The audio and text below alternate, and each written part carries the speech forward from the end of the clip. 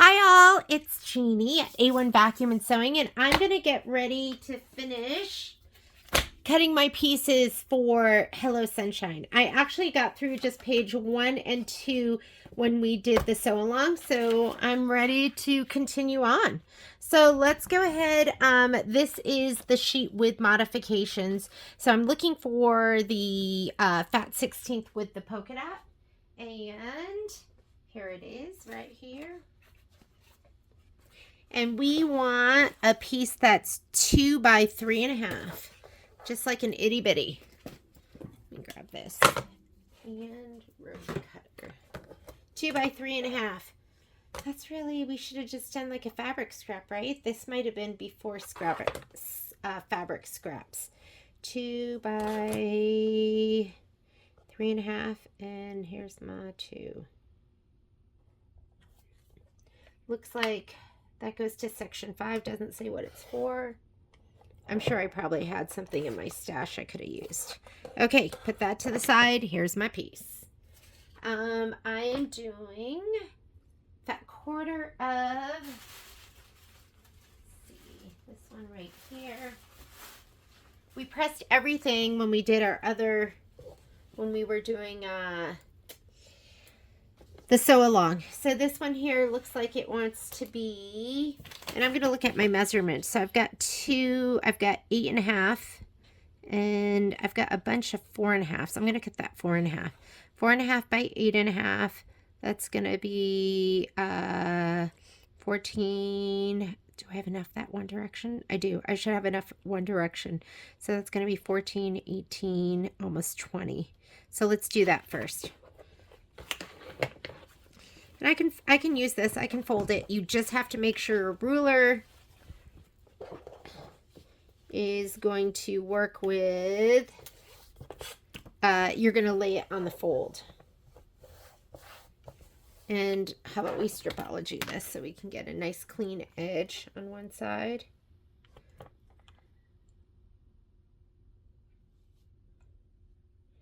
But make sure you're lined up with the fold. I would really like a rotating mat. That is, and I need 4.5. There we go. A rotating mat that's a little bigger than this. I think I could handle that. Let's go this way. We need 4.5. I think we need a 4.5 by 8.5. So let's do that first. I'm going to clean up that edge. I'm going to hang it over a little bit.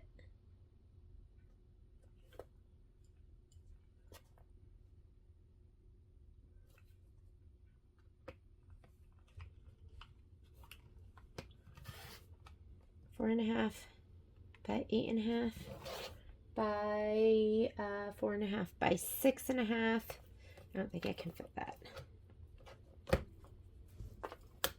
Here's my 4.5 by 8.5, and then we can fit the other 2 cuts, which are going to be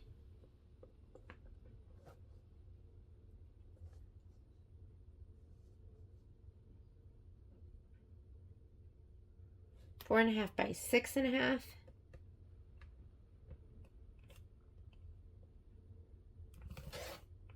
And then I have a 4.5 by 2.5. So that was 6.5, half, and then 2.5. So there's my, I've got my 4.5, and I'm just looking at my sheet right here. So I've got my 4.5 by 8.5. Whoops, this big one. 4.5 by 6.5. This one right here. And then I just cut my 4.5 by 2.5. And then I also need a 2.5 by 8.5 and 6.5. Am I going to have enough if I cut a long strip? I do not think so. So I'm going to go, I'm still going to cut that long strip. Let's just cut that long strip because you'll get a 2.5 by 8.5, that's 16, 17. And I won't have enough for this 6.5, but that's okay. I'll just cut it anyways.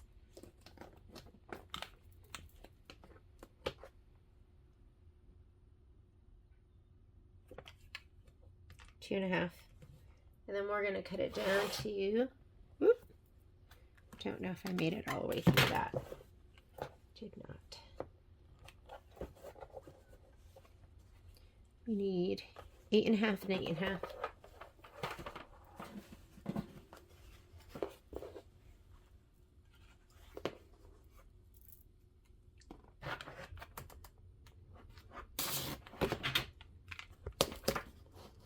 Gotta love the big one, right? Clean it up. We're gonna go 8.5, 17. We have a little itty bitty that we can save for later. Those are my 2.5 by 18. And then I need one more that's gonna be 2.5 by 6.5. So let's get my handy dandy, wonderful square ruler. We'll just cut it right here. 2.5 by 6.5. This whole ruler is 6.5.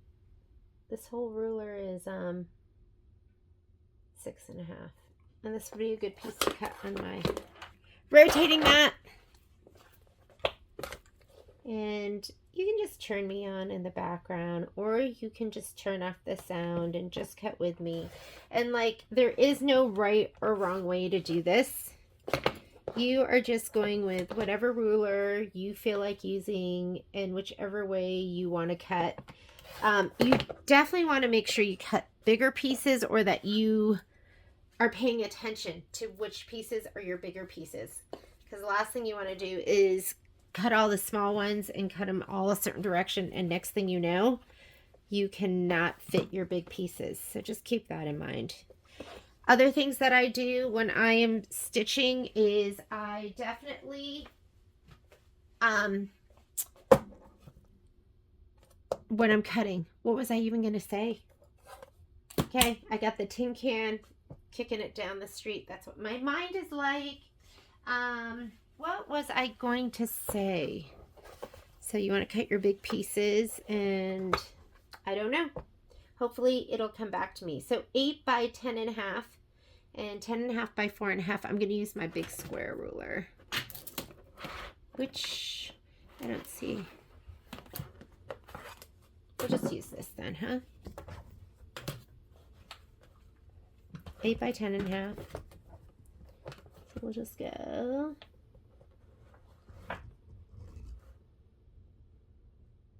I'm going to clean up this icky edge over here. Clean it up.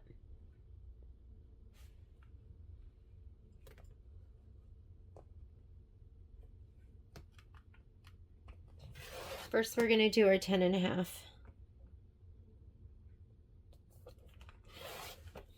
Okay. And let's go 8.5.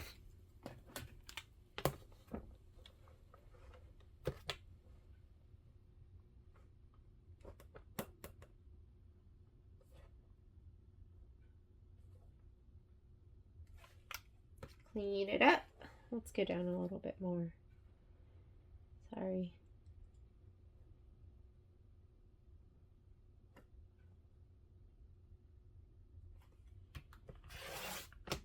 And 8.5. Okay, that's my 8.5 by 10.5. Looks so good. And then I need a 10.5 by 4.5.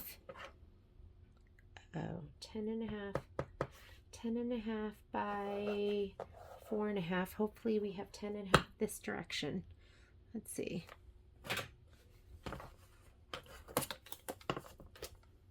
Ooh, I barely have it. I'm gonna have to go a little bit into my selvage. That's okay, we'll keep it.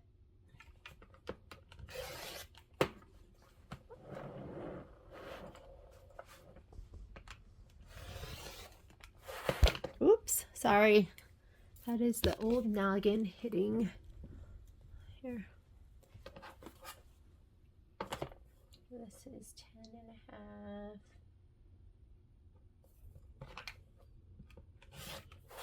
You have a little bit in there, but even if it's a 1/4 inch, you'll sew into that 1/4 inch. I'm not sure what this piece is for. And then the last piece is 4.5 by 6.5. So let's go 4.5 by 6.5. And we are just big enough here. I'm gonna cut this twice. Extra.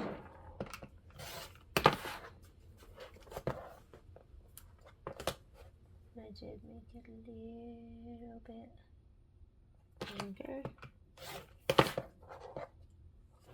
There we go. Got all 3 pieces. We need this one, which is, it looks like pink scroll, and we're looking for a fatty. It is this one right here. Pink scroll. Pink scroll, and we need 6.5 by 6.5, 2 of those, and 4 3.5 by 3.5. So let's do our 6.5 by 6.5 first.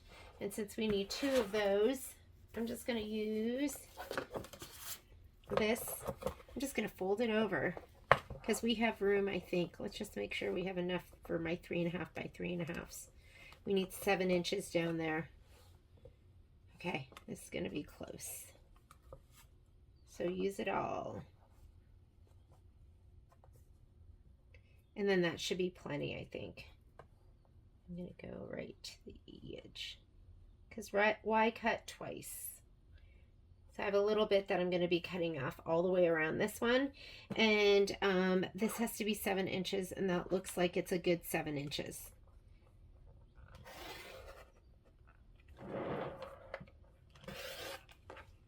There we go. Rotating that. I love you. And I think we have these on the site. This is the Martelli, so you would want to get the Martelli base. And then this is the cutting mat. And every once in a while, I will use the ironing mat, but not as often. I don't think that's a definite have to have. Okay, and now we need 3.5. So this is going to be 3.5 by 3.5. Here, we'll just use this. We need to go 7 inches and 3.5.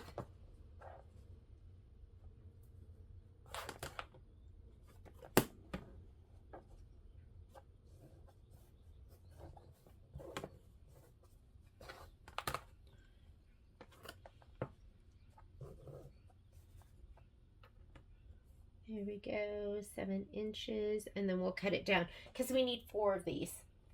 So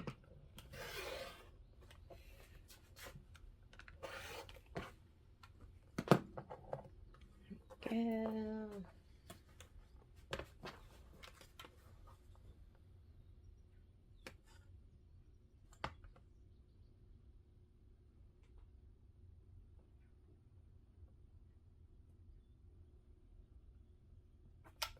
That's 3.5. We got it. Clean it up. And then let's just cut this. I have my fabric doubled over.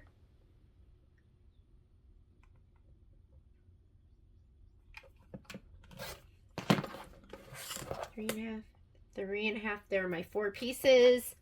Let's clean this up and throw some of this away.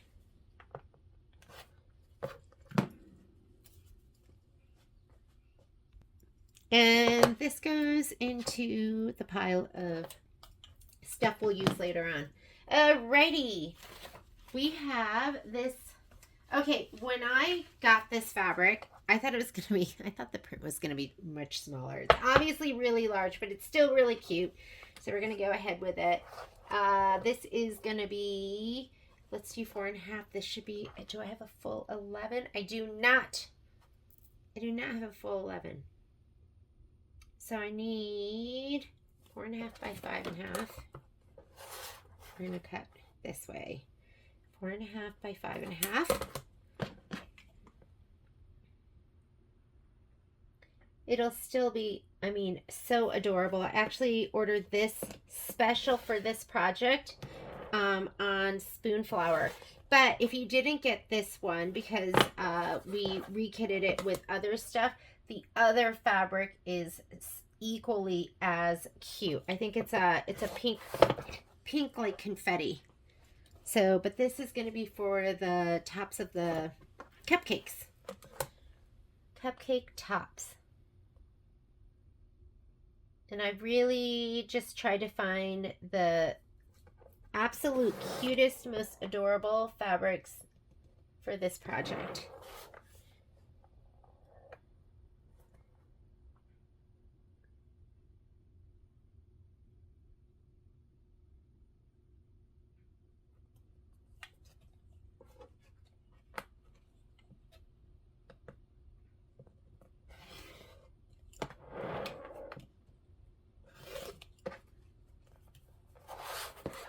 I think this is just for applique, so it doesn't have to be perfect, but sometimes I just can't help myself.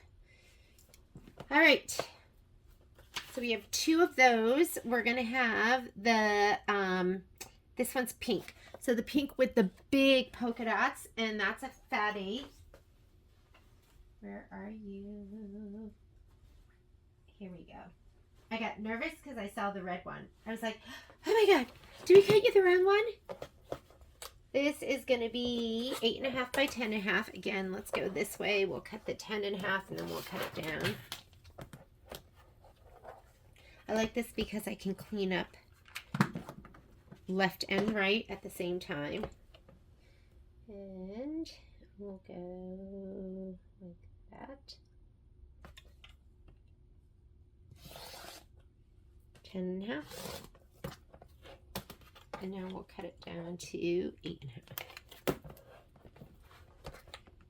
Oh my goodness, it really took me a while to get going today. Sometimes I can just jump out of bed and just get started, and sometimes I struggle. So I'm hoping it's just a temporary thing with me. Okay, here's my 8.5 by 10.5. And now we need to do a 6.5 by 6.5 and a 3.5 by 3.5. I happen to have my 6.5 by 6.5 ruler, so we'll just go ahead and use this.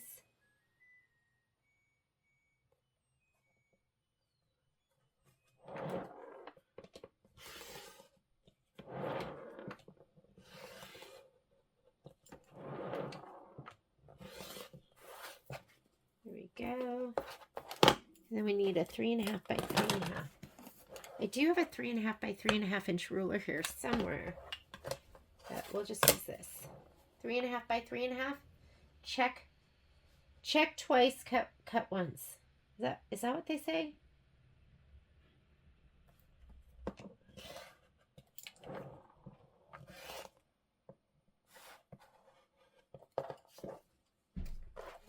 My kids are home. You're going to hear them come crashing through the door in just a minute.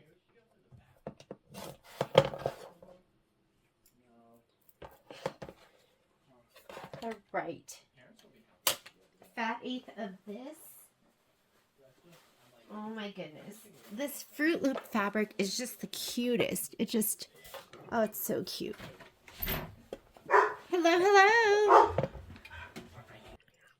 Where were we? Okay, we were talking about how beautiful this fabric is. Let's see if I have 9 inches. Sometimes your fabric shrinks. I got 9. We're going to go, I need 2 4.5 by 4.5s.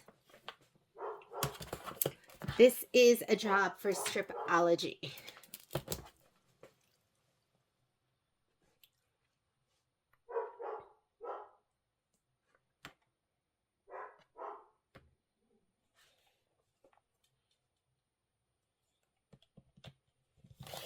Clean it up. Clean it up.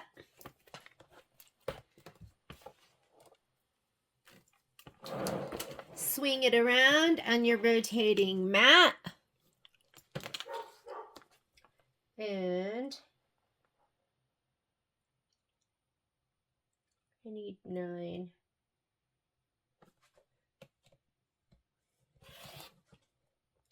Four and a half and 9. Beautiful. And then I need 2 2.5 by 6.5. So 2.5 by 6.5. Let's go with, we'll do 5 by 6.5. 5 by 6.5. Or why are we doing that? Let's just go 2.5 and cut it, and 2.5 and cut it.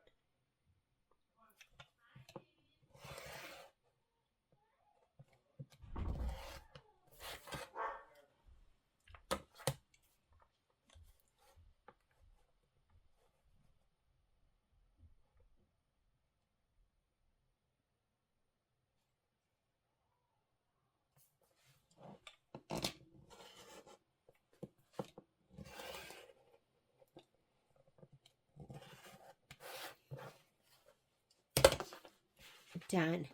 That makes me go, I think I could have just fit that all in a fat 16th. Okay. Not everyone has the mad skills I have. Just kidding. There's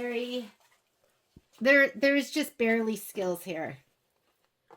I call them barely skills. Okay. 5 by 7.5. I'm going to go 7.5. 7.5, and then we'll cut the 5s down, right?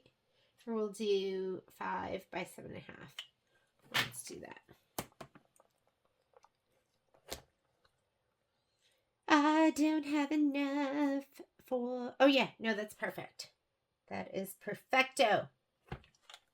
We're gonna go 5, right? Let me look at this again. Yes, 5, 10. Take that away, take this away, and then now we're gonna go one big 7.5 cut.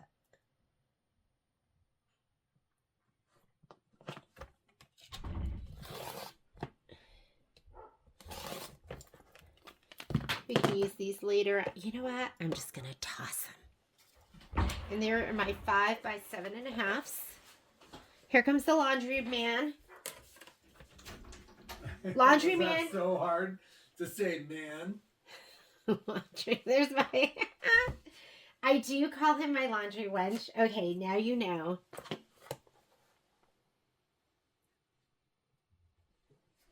I'd rather be the laundry dude. He said he would like to be called the laundry dude. So from here on out, he will be called laundry dude. You have been knighted.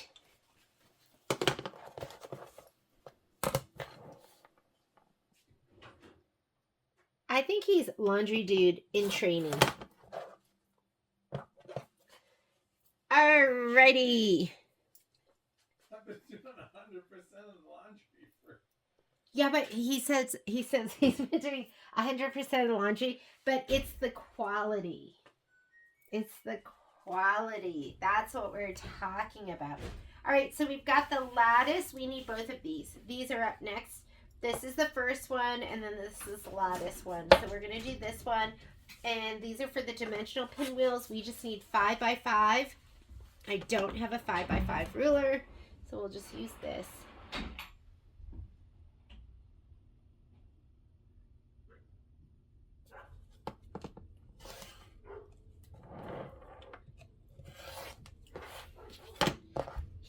Yesterday we made kimchi rice, and then Patrick was trying to teach me, and I was like, excuse me, I have been making kimchi rice for, how old am I? I don't know, 20, 35 years now. Do not tell me how to make kimchi rice. He was trying to give me pointers. Okay. This one is 5 by 5 and then a 3.5 by 4. So let's do our 5 by 5 first.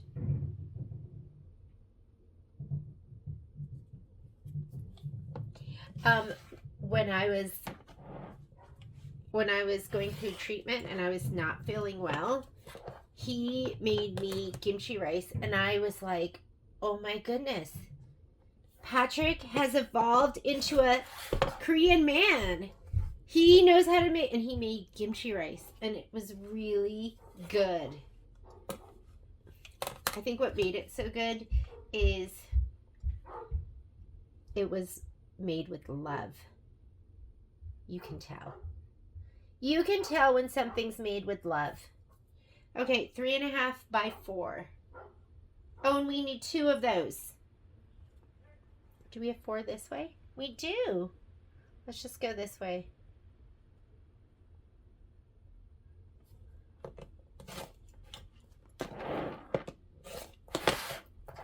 One more cut. 3.5. 3.5 by 4. This is 3.5 this way because I know it doesn't look like it, but that was 6.5, the ruler. And we're going to do one more. I'm going to do it over here. 3.5. 3.5 by 4.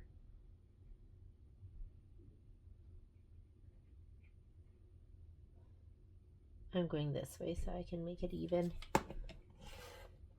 Violet and Kai's friends are over, and they are outside playing spike ball, which is like, I don't know, are kids just super wholesome these days?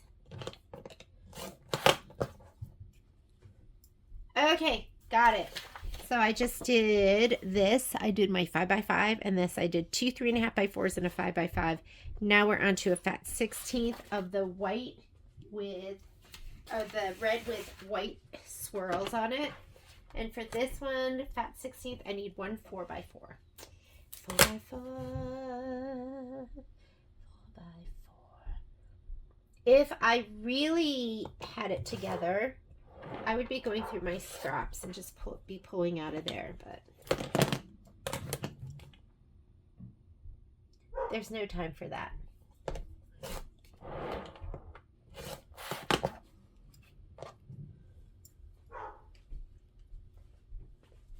Red with white polka dot. You should have a fat 1/8 of this. Here we go. Fat 1/8 is 9 by, I don't know, about 21, 22 inches. 3 5.5 by 1/4. That's what it looks like.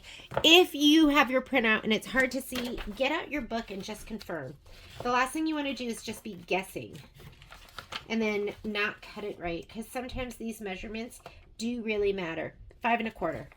So we need, I'm going to use this right here. 5 1/4 by 5 1/4 and 3 of them.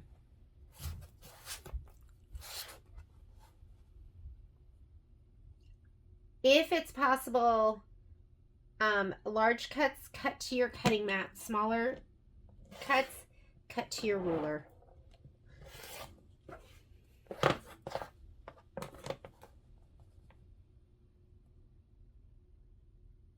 I'm going to have to do 2 cuts for each of these.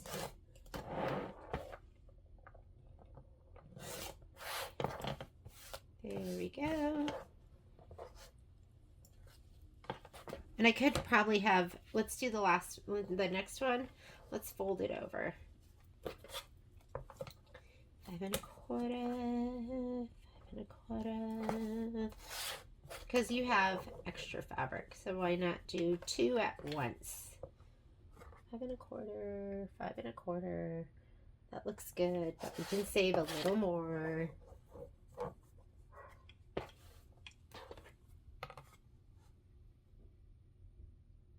There we go.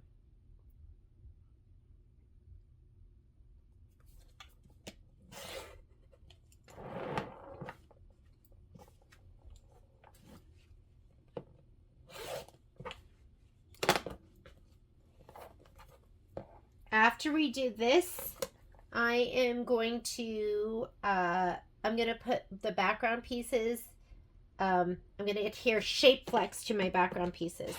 That'll be the next step. And then we will, how come that didn't cut? So those are 3. And then we'll cut our batting, and then we are going to group everything. Okay, last one on this page is this fabric right here. It is a fat 1/4. This is from that Moda line Fruit Loop. And we need 3 inches, 3 inches. two 6.5 by 6.5. That's going to be 13. And then actually we need 6.5 by 6.5, 6.5 by 6.5, and a 6.5 by 2.5. So that is 13. I'm just gonna go straight across this way and just cut a 6.5. I'm gonna get it so it's lined up on one side, and I'm gonna cut right here. Let's do that. And let's cut from this side because there's a little overhang. See that? I don't want that to get lost on the underside. And we're going 6.5.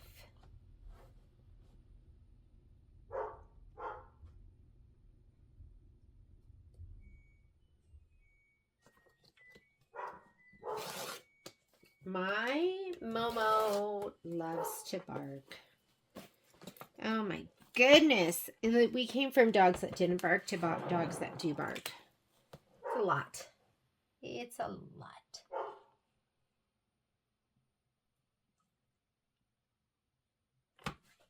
All right, here we go. 6.5. And then we need one more cut. Here's my two 6.5s. And then I need another cut that's 2.5 by 6.5. I'll just grab this. Why not just grab this?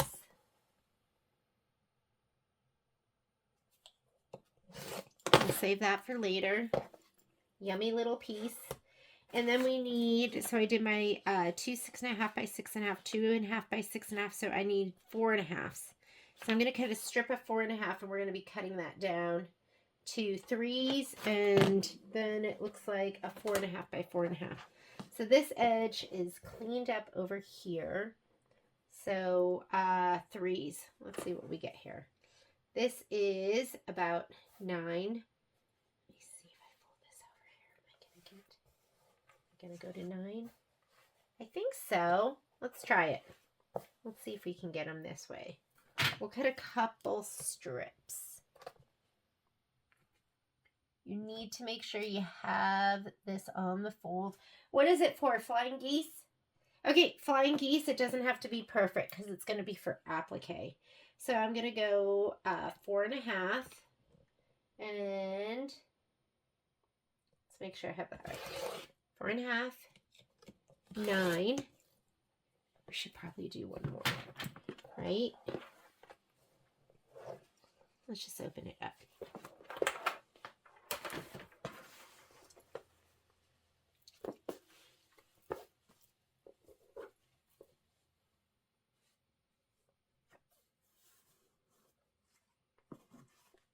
I want the big one because we're going to be cutting a bunch of 3s.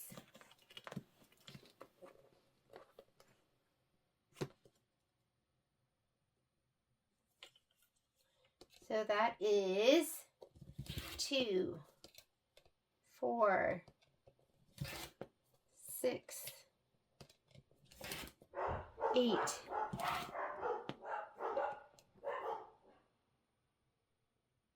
10, 12. There, we got them all. 2, 3. Got all of those. And then we need one more cut that's going to be 4.5 by 4.5. And that piece is going to be, it's a border block. So border blocks, you want those to be pretty precise. You're going to be piecing those. 4.5 by 4.5.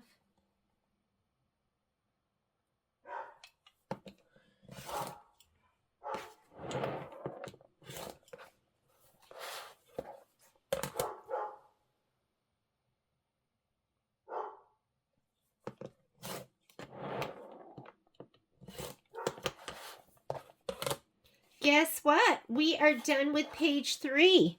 Let's move on. We are going on to page 4. And page 4 isn't a whole page, so this should go even faster. Okay, we need the little houndstooth or the gingham check. And it looks like this. I love this fabric. It has that little turquoise in the corners, which is so adorable. And we need 4 3.5 by 3.5. So let's go ahead and 3.5 by 3.5. I'm going to line up with one of these lines. There we go. Let's cut 3.5, 7.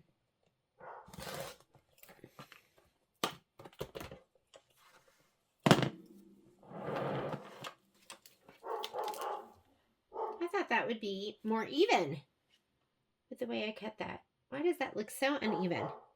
Oh well, I think it'll be okay. Did I imagine that? 3.5 and 7. Okay, 4 of these. 1, 2, 3, 4. Extra yum yum for the back. And now we're going to go to Maywood 9200Z. That is going to be that quarter.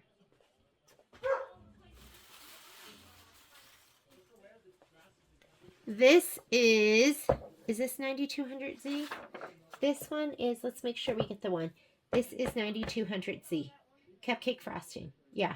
The next one, I know it's confusing, but this one's going to be the one with the multicolored confetti. And the next one's going to be the white with the black dot. So with this one, we're going to have 6 5.5 by 3 inches. So that is going to be, I think we should go this way, right? Because that's going to be 22 inches. Do I have 22 inches? Let's see.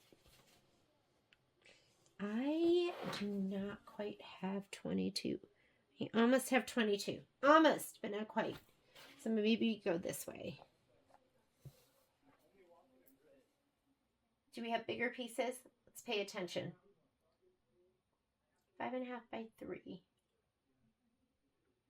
6 of them.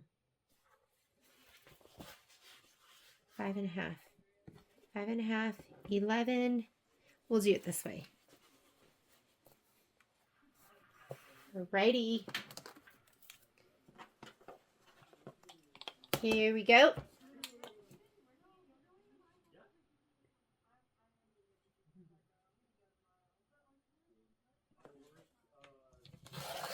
We're going to go 5.5.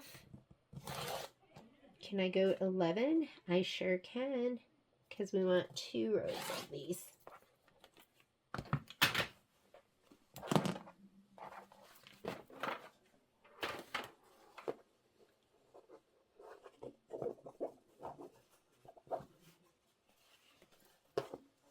Oh my God. So the kids are in the backyard. They're all sitting there. And poor little Kai Bulligan is picking up dog poop while everyone else sits there. And he's such a good boy. I think they want to play spike ball. Right. We're going to go 5.5. So what we need is 5.5. Can you guys even see this? 5.5, 11, 16.5. So we got plenty of room.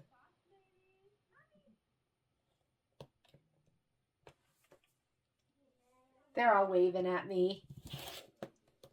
5.5, 11, 16.5. I'm going to clean this one up right here. And that way I can use that. Gorgeous. Oh my God, you're so beautiful. You look so pretty, piece of fabric with your straight edges. Okay, 6 of these. Oh my goodness. Okay, somebody didn't read the directions because you did not. 5.5 by 3. Let's cut these down. Wasted, but you know what? I'm going to use these all in the back, and they're going to look so gorgeous. But I really needed 5. Oh, I hope you didn't do that with me. Hopefully you were reading it more carefully, and you were like, stop! 5.5 by 3. 1, 2, 3. Let's look at it one more time. Yes. Here we go. This fabric, look how fun that is. Is that not so fun? It's so fun. Okay, now we need 4 by 3.5. Hopefully I have it. What are these? Can we use these? How wide are these?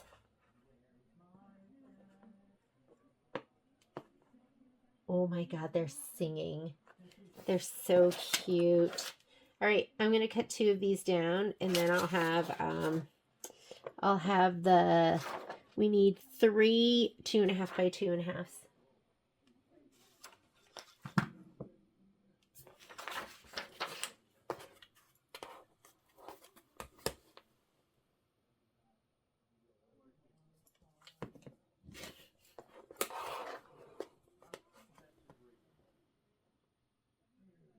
They're so cute.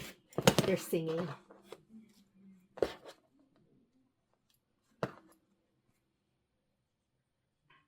A lot of times the kids will come over here and I love that. Okay, 4 by 3.5. So let's see what we have here.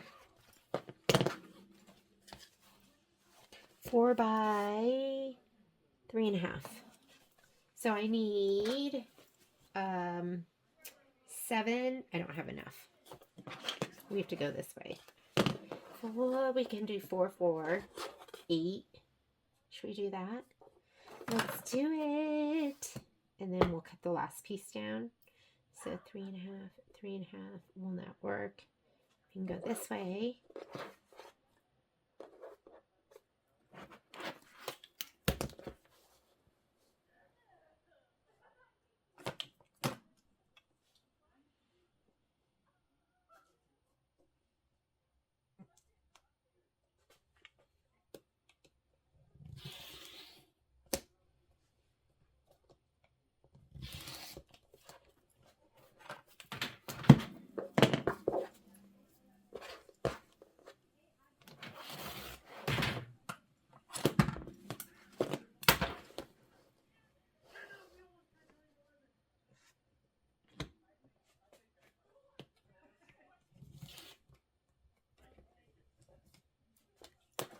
Before we cut it, let's make sure it's 4, and it is.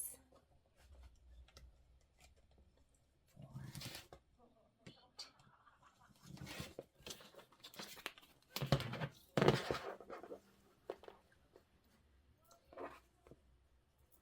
Oh my goodness, I love this fabric.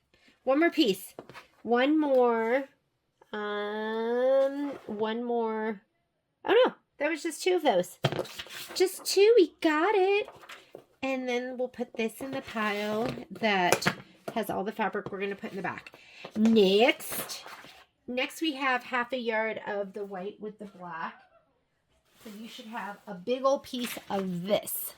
White with the tiny black dot. White with the tiny black dot. And we are going to be doing 2 that are 10 by 12.5. So let's go this direction. I'm thinking that we want this. Oh, where's my big ruler? I've got a 12.5 inch by 12.5 inch. And we're going to fold it over this way.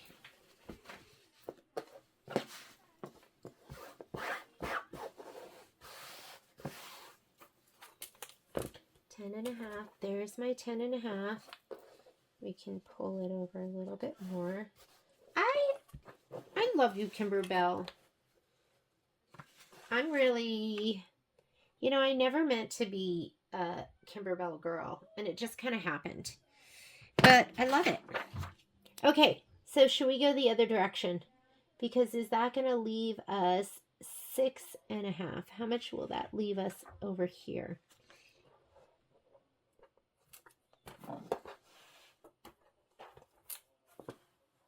Ooh, that doesn't. Let's go 10.5 by 12.5 this way, and then we'll have a long strip the other direction.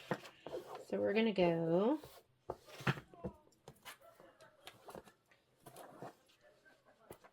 12 and a half this direction. And then we're going to go 10 and a half this direction. Does that make sense? So here's my 10 and a half right here. And then I'll clean it up in just a little bit. That way we'll have that 6 and a half on the top for the 6 and a half by 18. Here we go. I'm going to have to do a couple of cuts. Let's make sure I have it right. Yes, 10 and a half. Let's make sure I looked at it right. 12 and a half. There we go. There we go.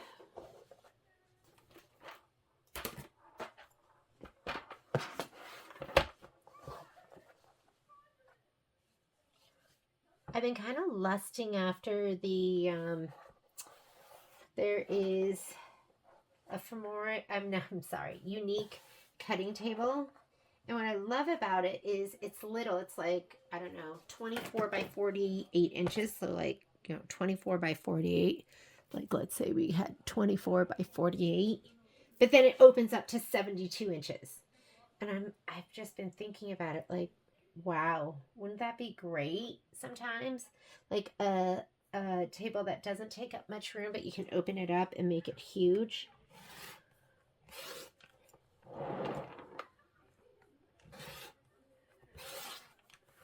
I feel like as you grow as a sewist or a quilter or whatever, you realize the things that are going to make your job easier that you don't know about in the beginning. Okay, I have two 12 and a half by 10 and a half. And now we need that long strip that's going to be 6 and a half by 18 and a half. And ours is going to be right here.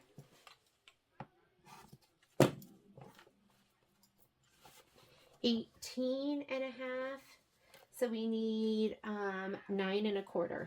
6 and a half by 9 1/4.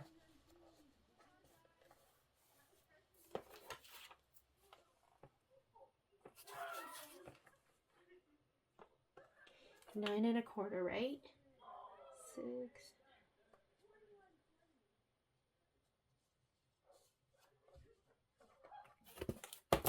My little Peanut is sitting and watching and not playing. I can see her.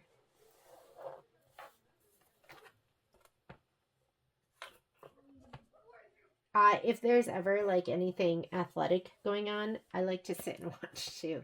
Although Violet's much more athletic than I am, so I'm surprised she's not playing.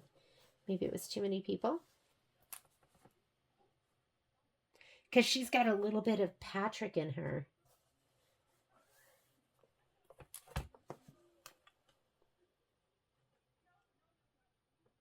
Six and a half. There we go.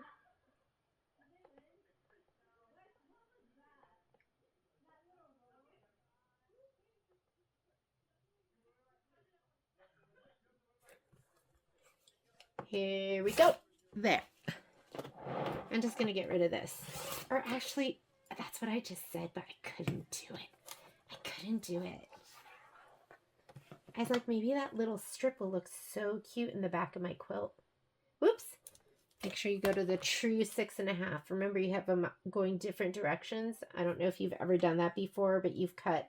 I have definitely cut the wrong, counting from the wrong side. It's no fun. All right, what cut do I have left? I have one 2 and a half by 6 and a half, and that is it. And I think we did the best job using this fabric that we could. 2 and a half by 6 and a half.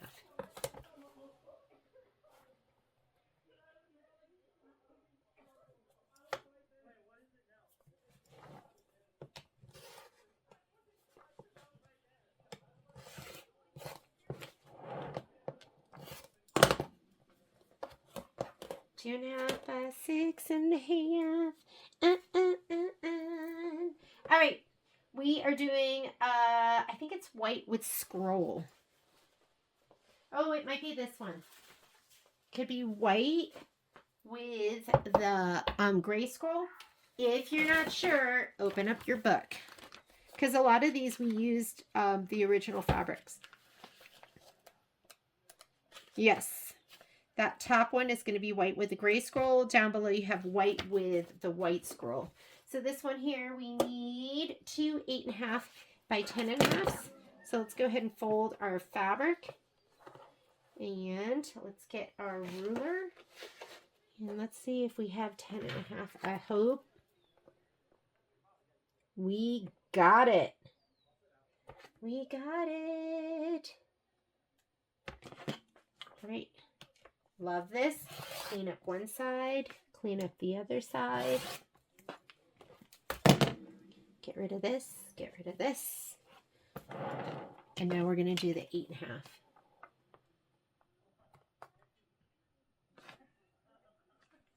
Clean up one side.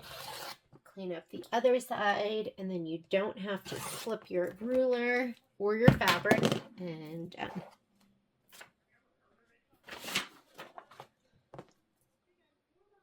If you're interested in the Stripology rulers, reach out to me and I'll give you some special pricing.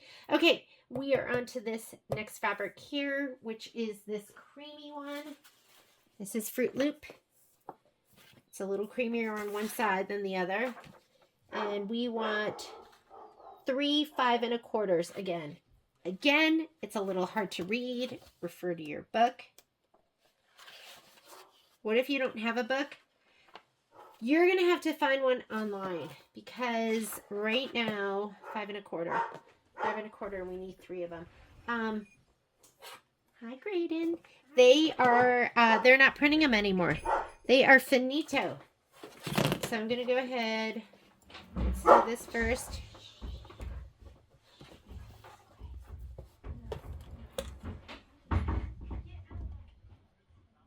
My room's a main thoroughfare. Whether you're coming in from the backyard, the front yard. Oh, no, actually not the front yard. Laundry room, driveway. It's like Grand Central.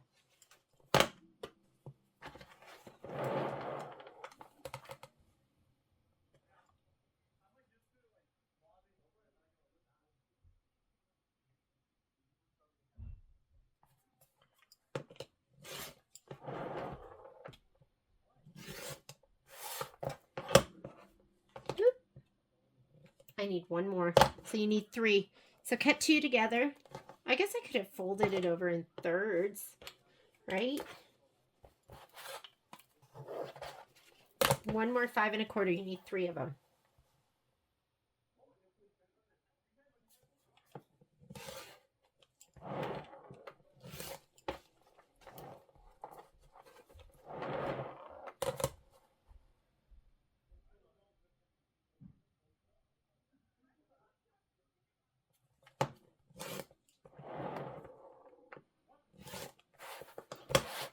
There you go. Okay, what do we have left? This is white on white scroll. I know that just because I was looking at the book. It's going to be right here. White on white. And it looks like we need 12 3 by 2s. So let's go ahead and I am going to just cut 2, 4, 6. How many do we have here? Why don't we, just so they're like perfect and they look so nice, let's just do, we'll do a strip of 3, 3, 3. And then we can get 1, 2, 3, 4. Yes, that's what we're going to do. Okay, 3, 3, 3, 3.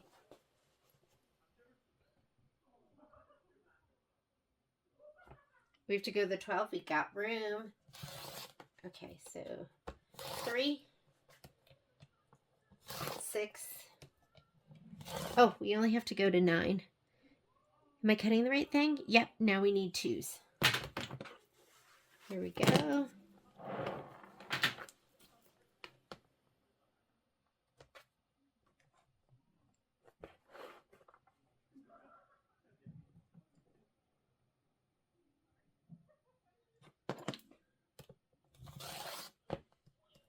Two, 4, 6, 8. There's my 12.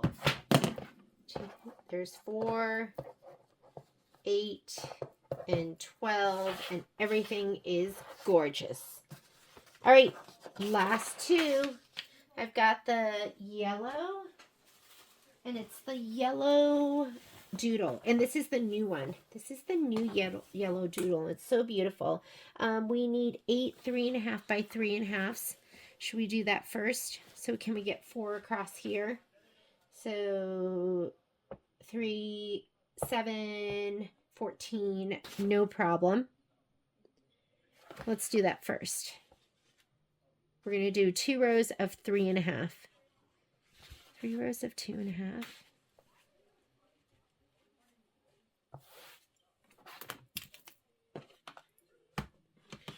3 rows of 3.5. Sorry. Sometimes my mouth doesn't say the things that my head is thinking. Okay. So we need 3.5 and 3.5, which is 7. Might have to do a little math every once in a while. Let's make sure. Yep, we got it. And then we need 3.5 and 3.5.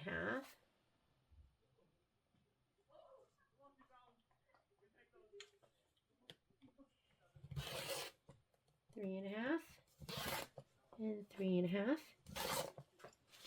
Was that it?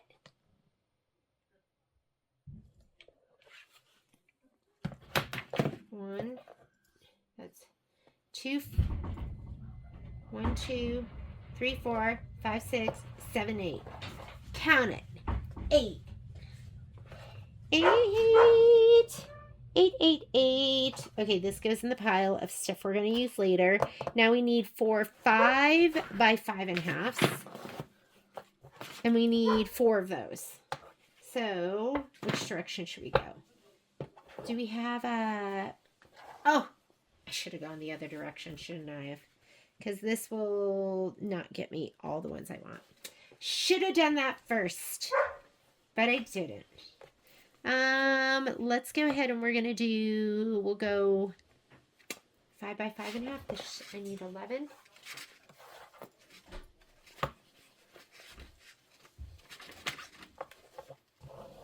Five and a half, and we should get our 1 6.5.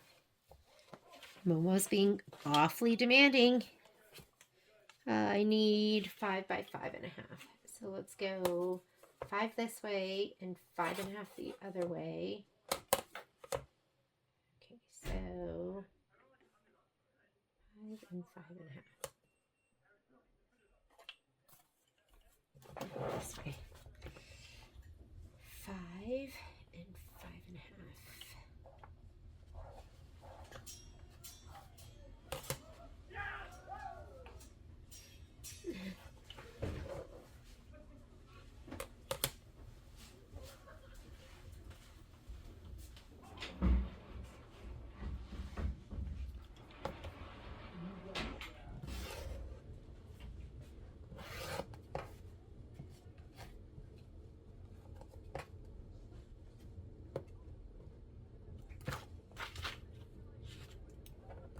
Cut that little sliver off.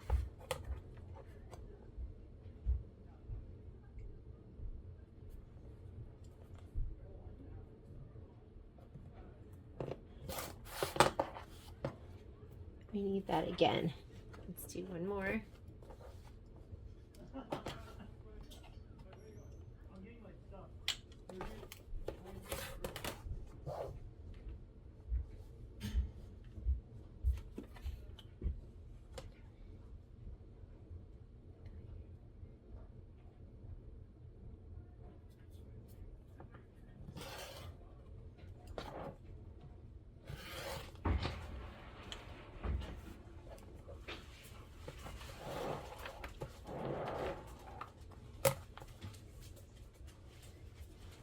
Uh-oh, why did you let them in here?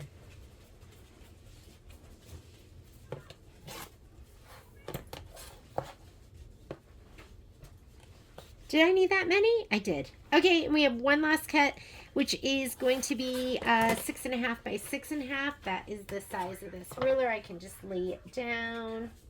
This end should be pretty even. It's okay. Unless he sees them out there, and then he's going to start to go crazy. Hold your ruler when you turn, when you rotate your mat, you want to hold your ruler out so it'll go flying. Then you have to realign it. And what was the point then? All right, the last thing we're going to do is this one, and it has a ton of cuts. So let's go for it. It's a full half yard. Let's do the big cuts first. We've got two that are 10.5 by 8.5. Let's see if we have, if we go 10.5 by 8.5, we can go this direction, right? Across. 8.5, we need 17. Perfect. Let's do that first. 10.5 by 8.5 this direction.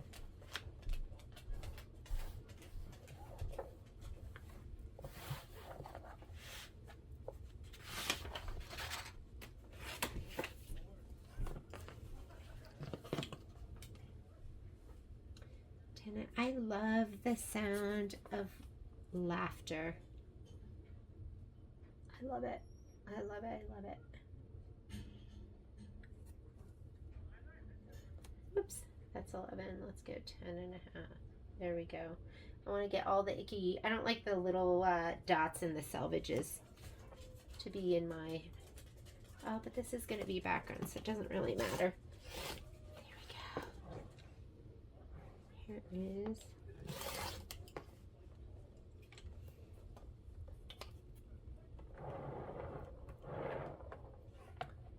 10.5 by 8.5. Really could do my black numbers, right? Those are your half numbers, the black ones. I love these rulers. They just make sense. Uh-oh. No barking in here.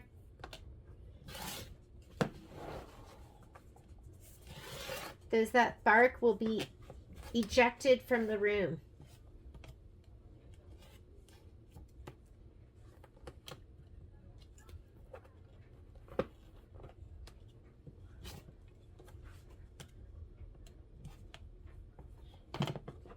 Hi, Princess. Okay, 10.5 by 8.5 done. Now we need a 10.5 by 12.5, and then all the big pieces will be done. So let's do 10.5 by 12.5 right now. Sorry about that. All right. 10.5 by 12.5. 10.5 by 12.5. Okay, my whole ruler is 12.5. And then I've got 10.5 down here. Let's see what I can do.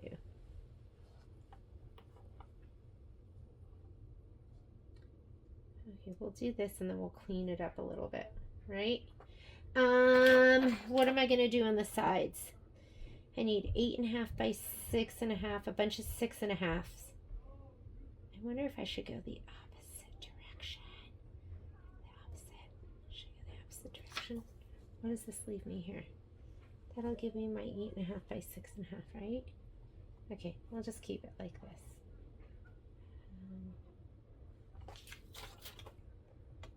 Do I have my ruler? Yep.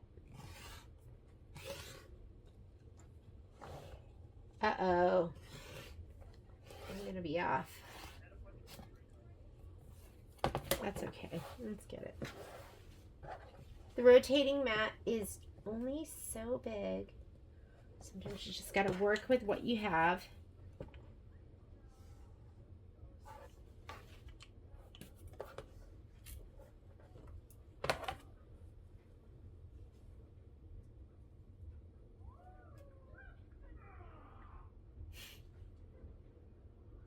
Okay.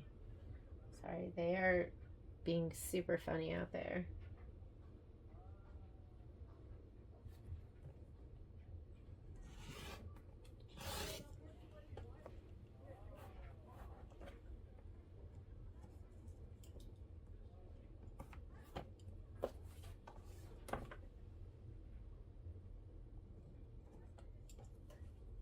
Okay, this should be good. I think this is about 10.5 by 12.5. Let's go with the 8.5 by 6.5. So now I have a whole bunch of 6.5s. And Maybe we should just do a whole 6.5 inch strip because I need 8.5, 6.5, and 4.5. So this will be 8.5, 6.5, and 4.5, which will give me 20 inches. So let's do, or is this, what do we have here? Let's do that.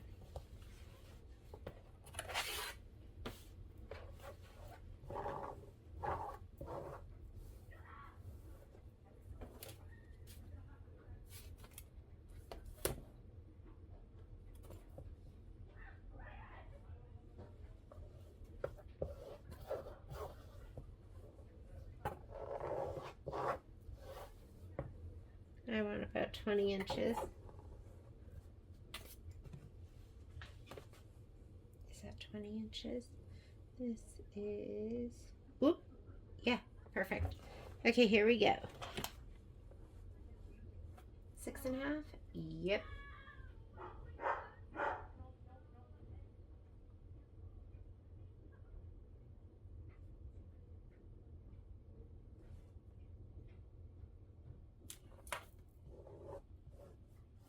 You know what? Just in case I counted wrong.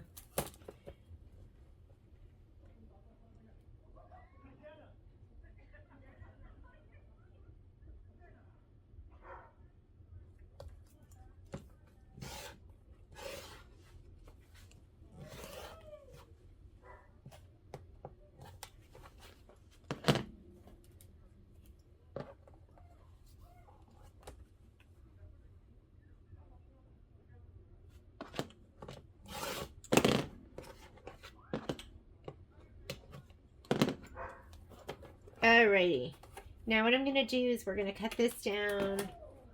Let me cut this down this way.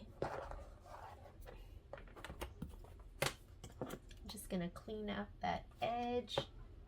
See, that's why this stripology is so nice. You don't have to keep picking up your ruler. Just clean it up.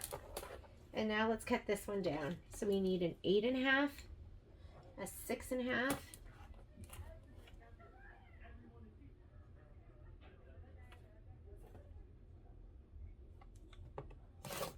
here's my 8.5. Here's my 6.5.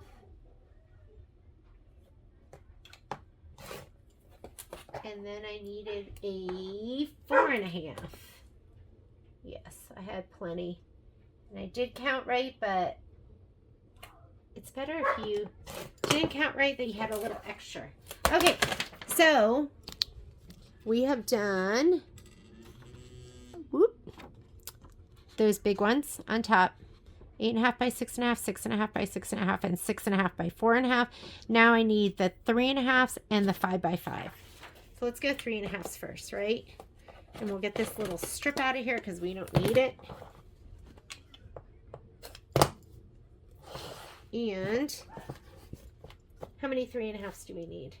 So that is 7, 14. Do we have 14? We do not. Do we have 14? This way, we do not. Let's just cut them though. We're just going to go 3.5 this direction because we can. Oop.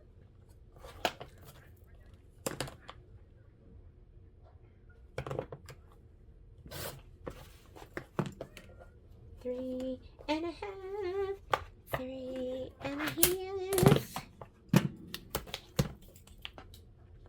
Clean it up.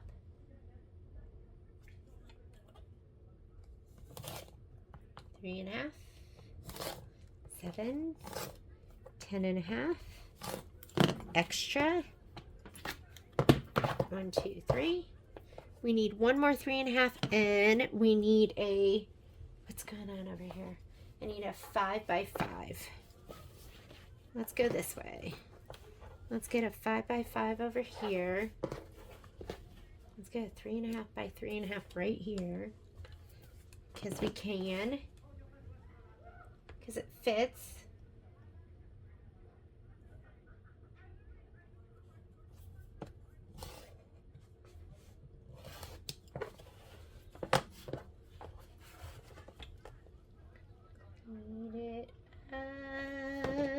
Clean it up.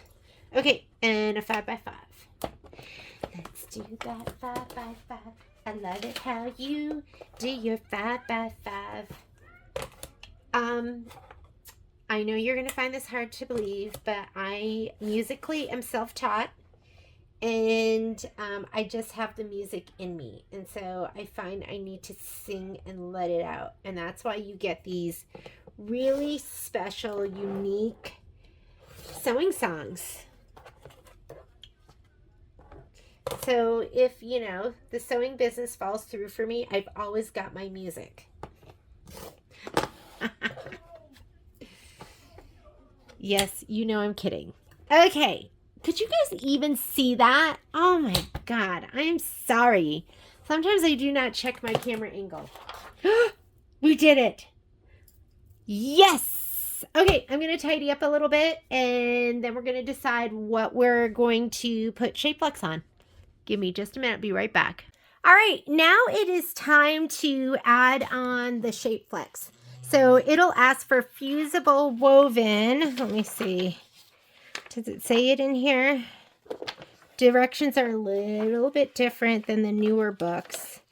But embellishments, although not required, we recommend ironing a stabilizing product called Shapeflex to the back of your blocks before you embroider the sentiment. So we're not going to put it on all of them, but we are going to put it on anything that says background.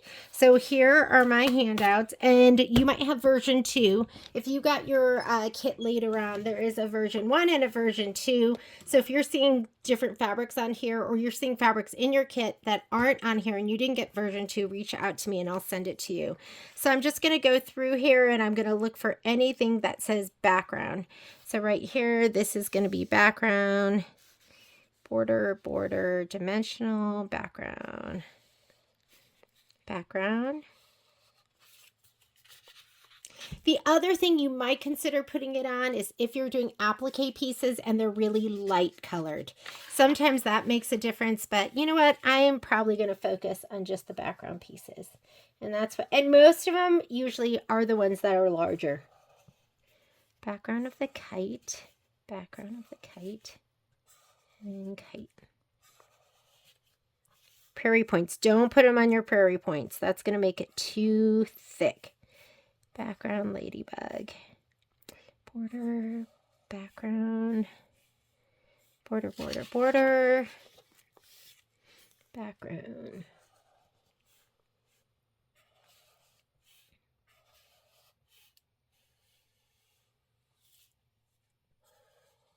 Background of cupcakes.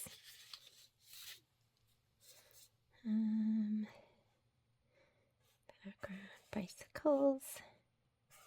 Ice cream cone.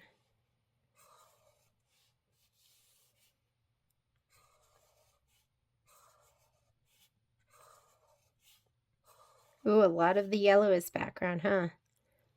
And I think that's going to be it.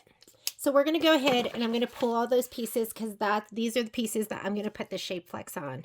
So let's see. We need this block. These all look pretty small.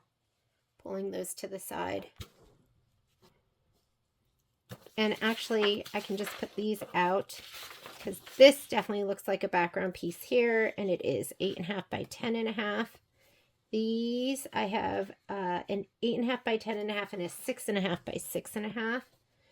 Where is my? And they're two 6.5 by 6.5s.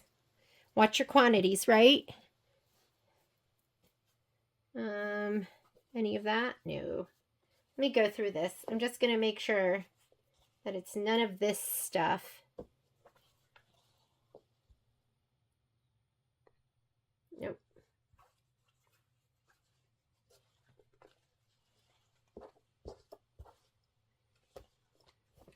Try not to make a mess, Jeannie. Find myself reprimanding myself sometimes. Okay. These are big. I've got an 8.5 by 10.5, 3 8.5 by 10.5, 2, 3. Oh, 4. Okay, those are all background pieces. This one, I have a 6.5 by 6.5. One of those. This I have an 8.5 by 8.5 and an 8.5 by 10.5. Here we go. None of this. Okay, black dots.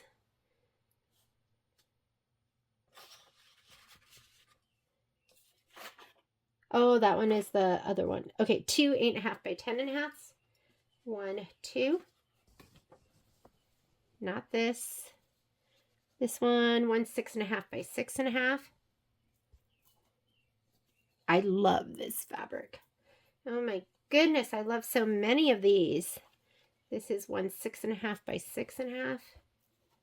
I love this fabric too. I'm excited. It's gonna be fun. Okay, there is a lot of this. So this had 8.5 by 6.5. I don't think any of these. So we have, here's my 8.5 by 6.5. And my 10.5 by, here's my 10.5 by 12.5. It's a big fat one. And then 2 8.5 by 10.5. Okay. 6.5 by 6.5. Lay down, Momo. These dogs should be tired. They should be exhausted. I'm exhausted. We just got back from like an 8-mile hike. And if they do not lay down and relax, I don't know what else I can do. 2 8.5 by 10.5. 2 10.5 by 12.5. Here we go.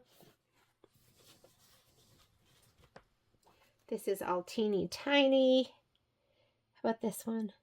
2 6.5 by 6.5 for this. This one right here. Are you even seeing this? Am I like going too fast? Let me put it over here. Let's get these over. All right, polka dot. No. None of these reds. None of these reds. Let's pull them all to the side. Uh-oh, I left my door open for them, and now there's a fly in here. I don't know if there's anything more annoying than the sound of a fly. Okay, this one right here is, none of these are background. None of these, mason jar 1. I'm surprised, right? Section 2, 8.5 by 10.5. It doesn't say background, but I believe it is. Section 2 mason. Yeah, that's definitely background fabric. So I need this one. I think the other ones. So this one right here, mason jar. And I just looked at the size and went, wait a minute. What about these? These are border blocks. That's okay. How about this? Background, a small pineapple, 2 of those. Nothing and nothing. And these are all smaller right here, so I don't think any of those really need it. And if we figure out they do later on, it's easy. You can just add it. It's not a big deal. So the only other thing I really want to look at is this one, right? Because this is a big fat one. It's a background, 6.5 by 18.5. You could, if you want, for these filler blocks, you could put background Shapeflex on them, but you don't have to. It would give it a little bit more body, and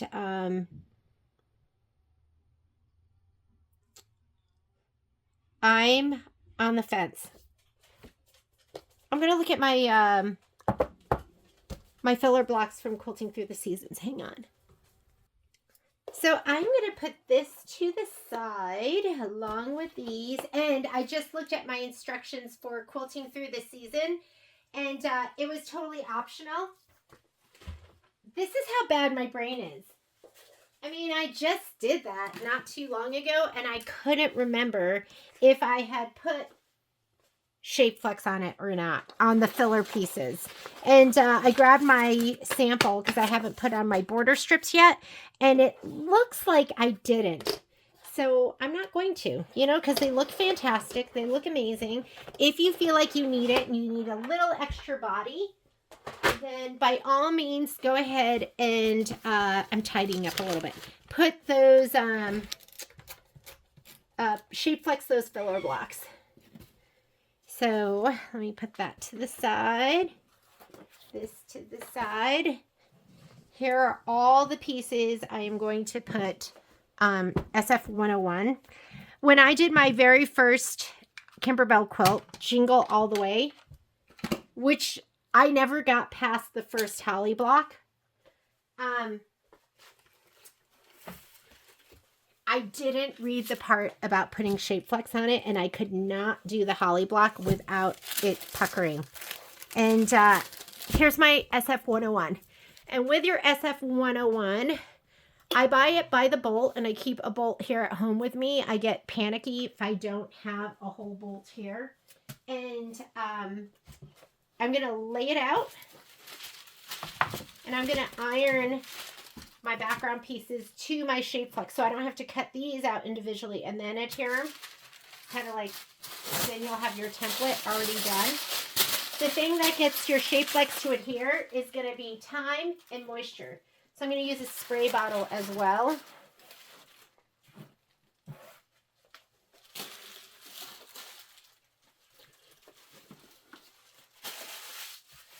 Where's my little spray bottle? I have a couple of these, and I know my, nothing like a little color therapy to brighten the day. So I know that one is water. And now we're just going to go ahead and lay these out. So I have a lot of 10.5 by 8.5. Let's see if we should go 10.5 by 8.5 can go like this. It doesn't have to go right to the edge because you have about an inch of no-sew. So I'm going to hang these over about an inch. There's that fly. I can hear it.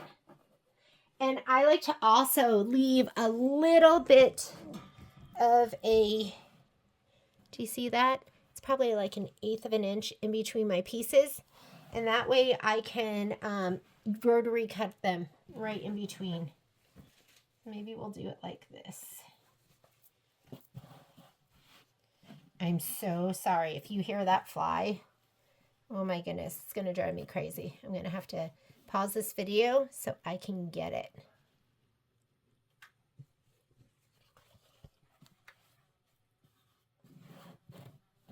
And like I said, I'm okay being maybe like 1/2 inch off. No more than that. 1/2 inch is okay. Oh my goodness, I'm so sorry that you're hearing that.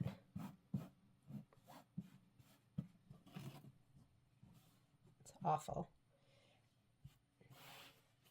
Put the next ones down.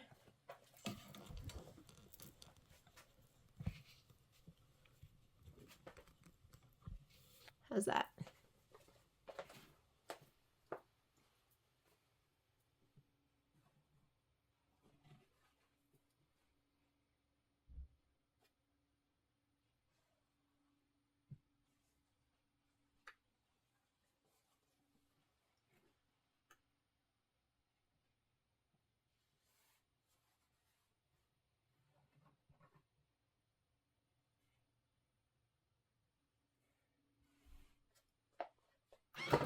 Okay, we'll stick these down.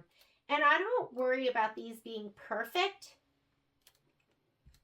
right now because I'm going to cut them apart and then I will press them one more time from the back side.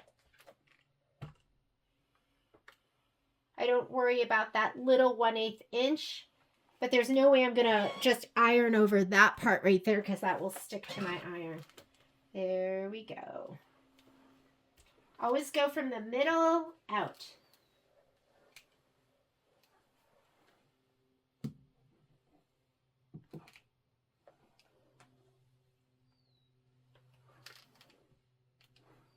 And if you want to spray, you can spray.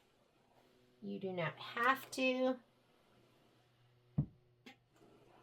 I am not one that really puts water in my iron, though. I really don't do that. Once in a while, I will. There we go. And that is good enough. And you can see right here, I don't have, see how I don't have the Shapeflex all the way. I'm about 1/2 inch away. Your Shapeflex off the bowl is 20 inches. And this is 21 inches of fabric. Each one of these pieces, I think, is 10.5 inches. Just keep that in mind when you are laying down your fabric. Okay, well, we're going to press this again when we cut it apart. So don't worry about it right now.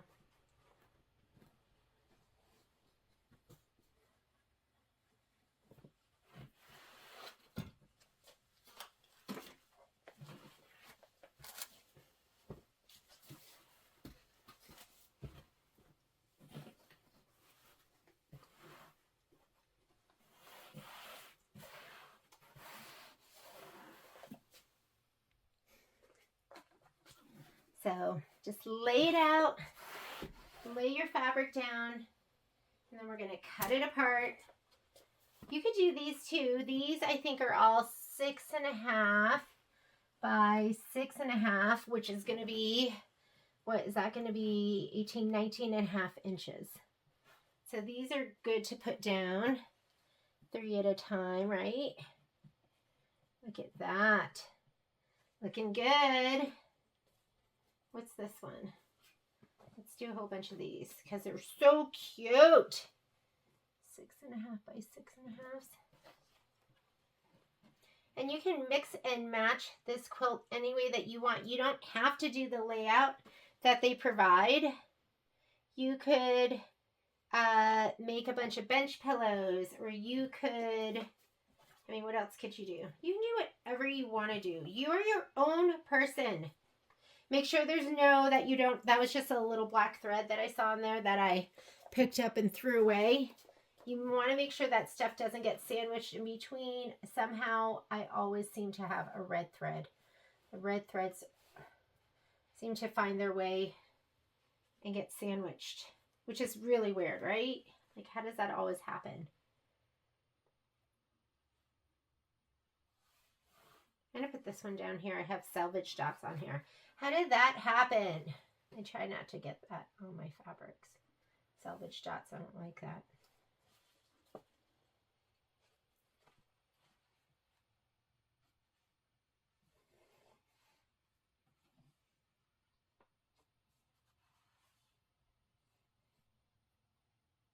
Okay, gonna press these down next. Press, press, press, press, press, press, press.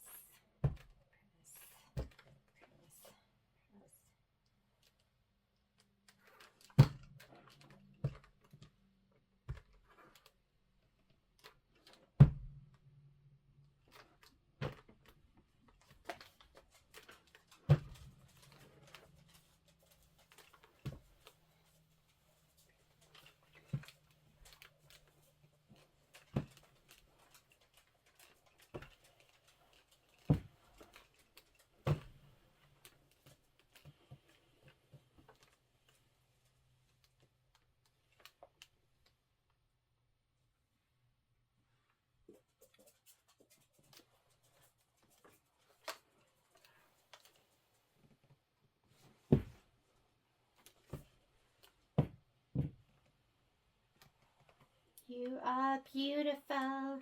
I love you, fabric. You are so pretty.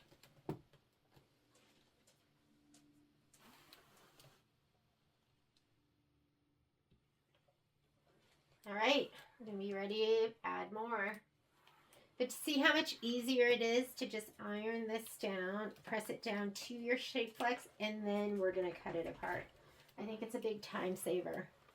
It's probably even easier ways, but this is what I do. This is what I do. This is what I do. Here we go. All right.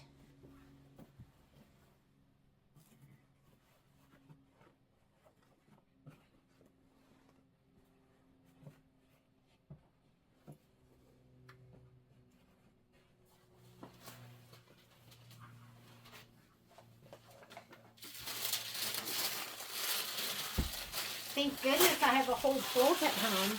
I like having a bolt of 90-inch muslin, and I like having a bolt of Shapeflex. What I don't like is normally I have a bolt of the black too, which I don't use a lot, but I wanted to use it for Kindred Creatures, this new OESD tiling scene, and I didn't have it at home. I think I had a partial bolt, and I brought it back to the store. And I was like, what? I don't have that? It's inconvenient. I'm going to just fold that back right now. Let me hold it down with a lint brush. There we go. Here's some more. 8. Now this black, I don't care if there's a little piece of sandwiched red or black thread. Who cares? You can't see it. Looking good. Oh my goodness, this is such a popular size.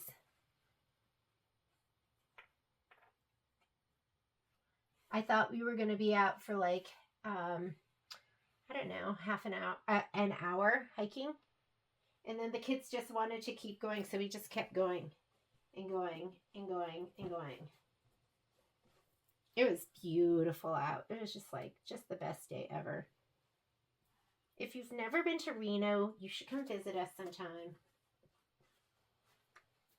People who live here are always like, don't tell anyone how amazing it is. I forget. They're like, oh no, it's not great here. They'll say that when I'm trying to tell somebody it's great. I'm like, oh yeah, I forgot. It's not great here. Don't come to Reno. But it is great here.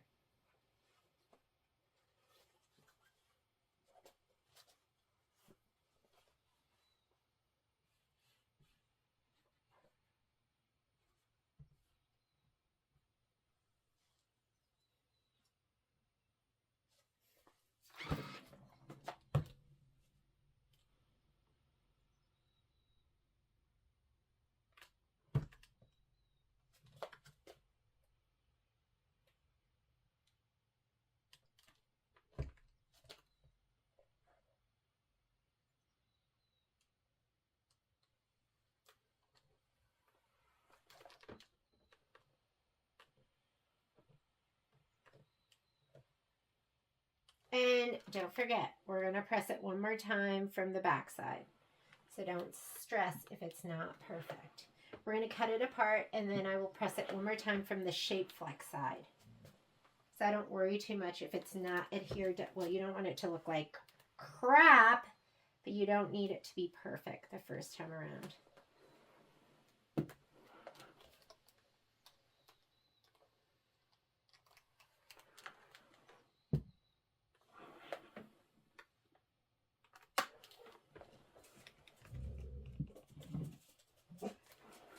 You guys be quiet. It's the battle call in the neighborhood. One of them starts barking, and then they all want to bark.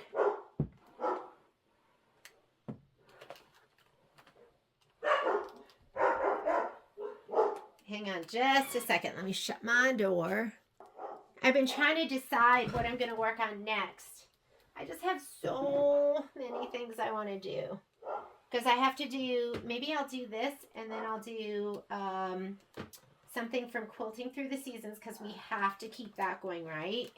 We can't just let that one be a UFO. Got to work on those embellishments.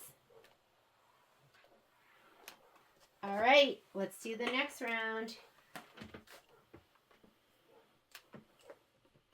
Oh my goodness, it looks beautiful. I mean, it's just fun. Pressing this and having it look so good, right? I'm going to accordion this.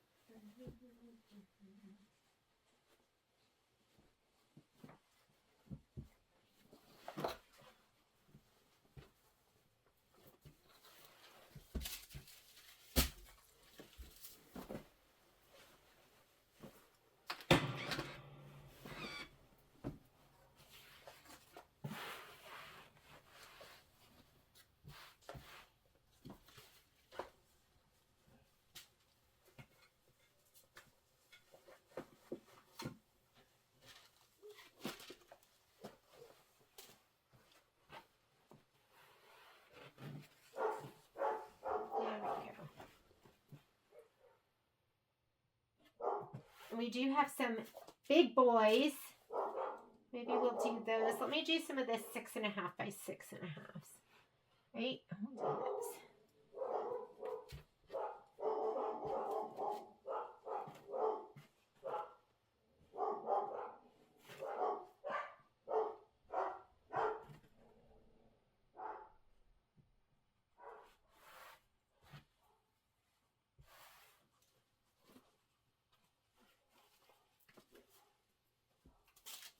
And a half, 6.5, and oop, that might be it. Okay, let's see these, because these I think are 10.5, and I think I have 2 of those. And you're just kind of laying it down and fitting it on the best you can. There we go. There we go. That looks great. Let's go ahead and press these down. Aren't these colors just delicious too? Don't they just remind you of like summertime and watermelon and popsicles and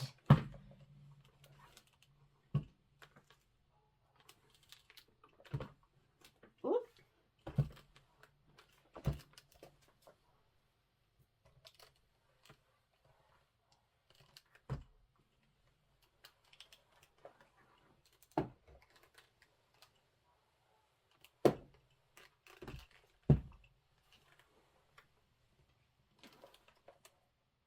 And again, if you hang off a little bit, don't worry about it. You're going to be trimming about an inch off all the way around. And it's nice having that extra fabric. I don't mind it because sometimes you need that extra room. A little more is better, I think, than not enough. I think we can all agree to that. Not enough is never fun.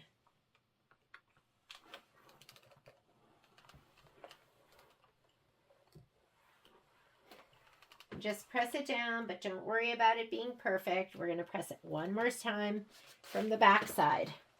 And if you've never used Shapeflex before, I'm so sorry. I was assuming everyone has. This has a bumpy side. Can you see that? There's a bumpy side, and that's the side that has the adhesive, and then a smooth side, and that's the back side. So you want to make sure you're pressing your fabric, the wrong side of your fabric, to the adhesive side, the bumpy side.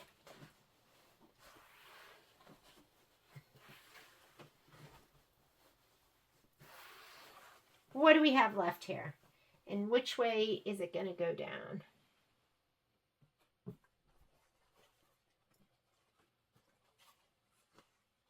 These are 6.5, 6.5, 6.5. What's this? This can go here. This can go way down.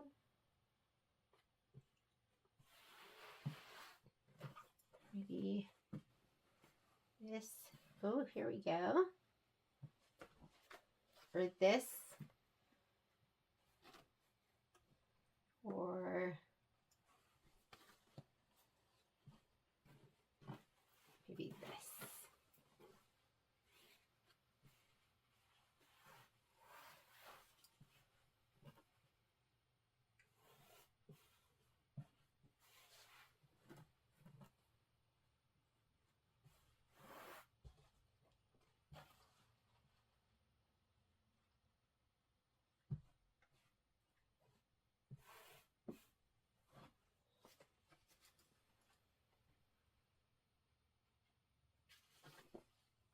Oop, that's a little bit too much off for me. I don't like that. Let me see. Maybe we'll go.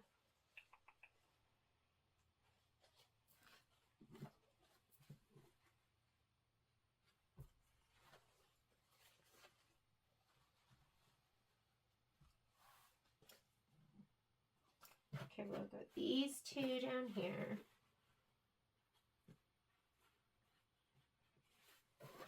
This one right here.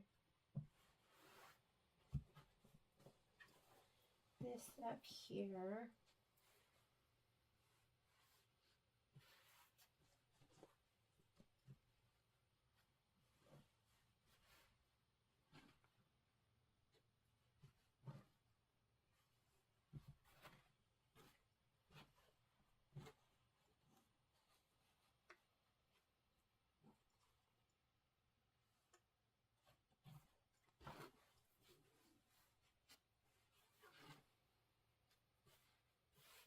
Make it fit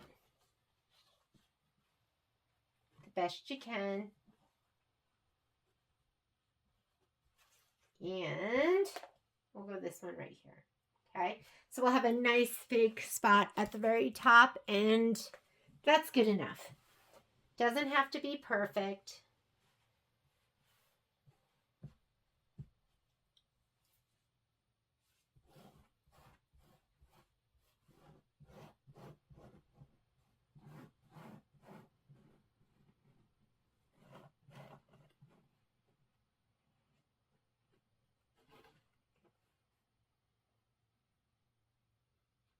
All right, we'll have that big spot right up there. And that looks good enough to me. I mean, maybe I could have played around with it a little bit more, so it made a little more sense, but this looks good.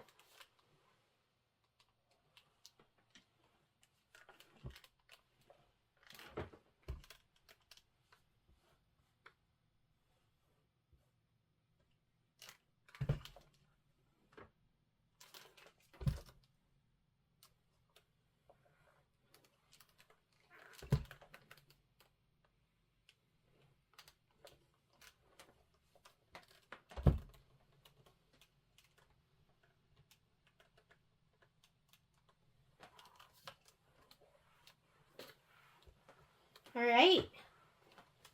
I'm going to go ahead and, oop, that one's not adhered down very well, was it? I'm going to cut these apart. We're going to press them one more time from the back side.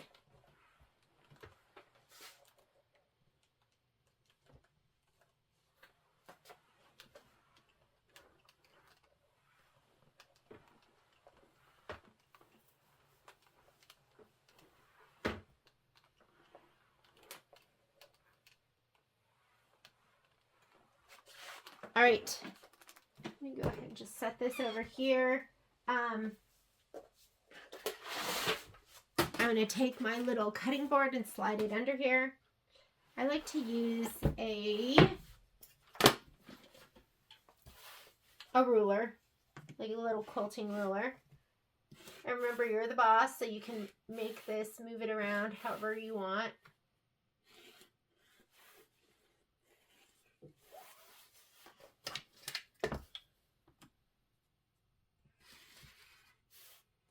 And if you're good at cutting without that, you can cut without that. Hopefully my shoulder's not in the way. Oh, shoot. Okay, I cut into my block, so make sure you're leaning. Of course, I'm not very good at cutting horizontally. It was okay. It was just a little itty bitty. Okay. Yes. Much better cutting up and down than that way. Here we go.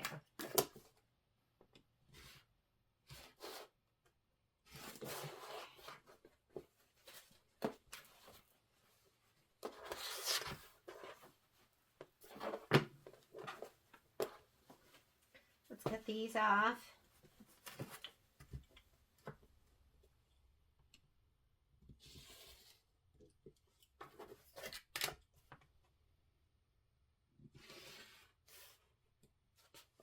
Okay, hopefully my shoulder won't be in the way.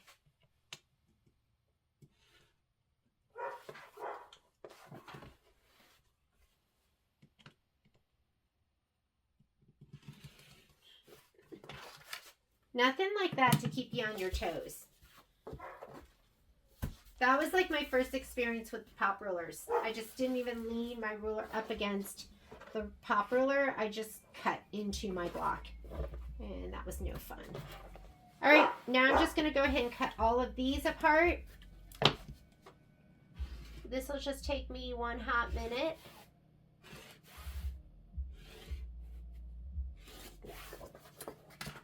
I would cut off that excess.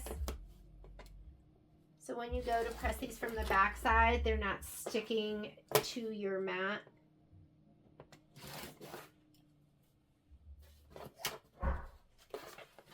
Here we go.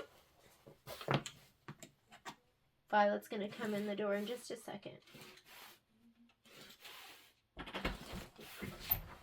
Peanut. Hi.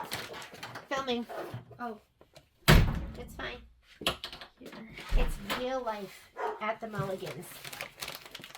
I'm going to come upstairs. Okay, I'm going to pause the video. Go have a little boba with my baby. And I'm going to come back down and I will cut all these apart. I'm going to do that. I'm going to pause the video and I'm going to just go ahead and do that. So you're not going to see it all. When I return, all of these will be cut apart. And I'm going to show you how I give them one last press. Then we are going to cut our batting. Batting and sort. So we are almost there. We're almost ready for tomorrow's sew along. It's going to be amazing. It's amazing. Make sure you don't have anything folded down on itself. That would be a bummer if you cut through your blocks. Meaning, you know what I mean. Meaning if these were like folded on top of each other and then you cut through them in a way you didn't want to. That's never fun. Have I done it? Yes. Haste makes waste, right? Don't rush it. Or should I just... I'm almost done. Let's see how long this is going to take me. Maybe I'll just cut them all apart while you're watching.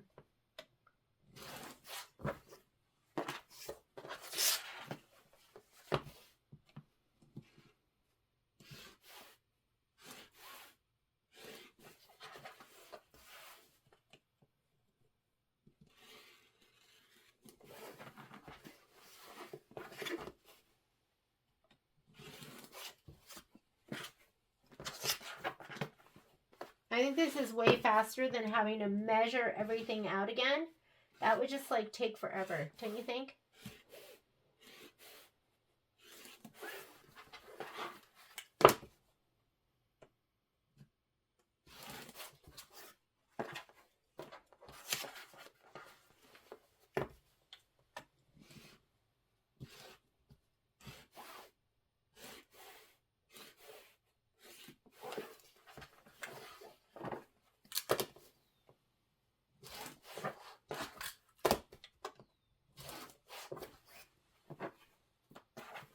Look, look, look, look. We're almost there. And look, this isn't even adhered. But like I said, I don't want you to worry about that because we're going to give it one more great press from the back side.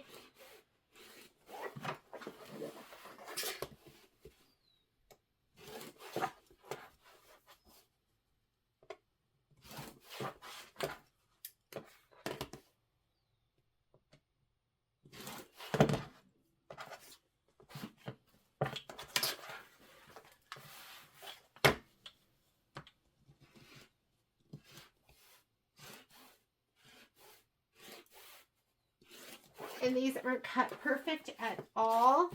But like I said, I left that like 1/8 inch in between. That's what I cut down. This piece here on the end, I'll save that and I'll use it. I have a scrap bin of Shapeflex. And I mean, everything gets used.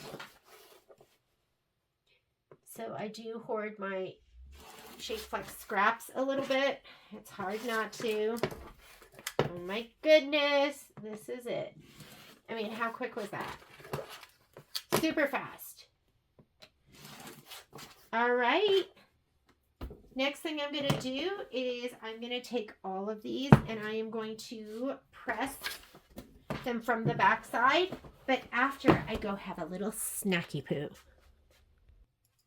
All right, we are now ready to go ahead and give these one more press. And remember, these hung over the edges, and that's why the Shapeflex isn't quite all the way over there. And if you want to, you could give these a little shot of spray now. I'm just using water. One more time, just to get everything to stick. I know it makes it curl. It's funny, huh? It's like, it's alive! It's alive! But it's not really. My iron turned off, so...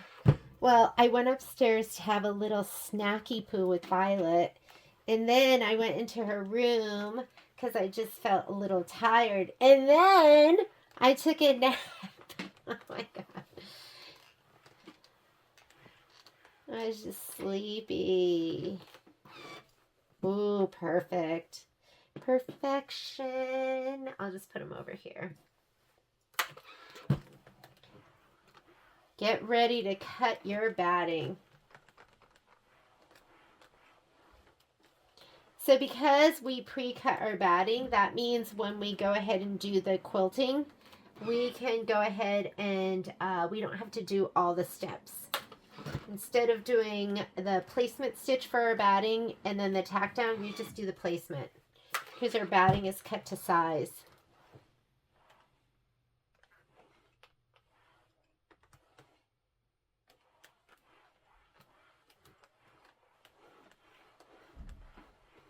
This is also a good chance where you can look at these and you can see if there's an icky thread shadowing through.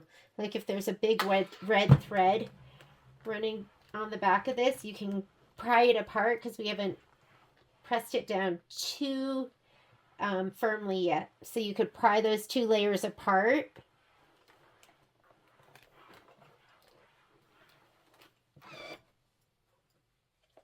All right, next.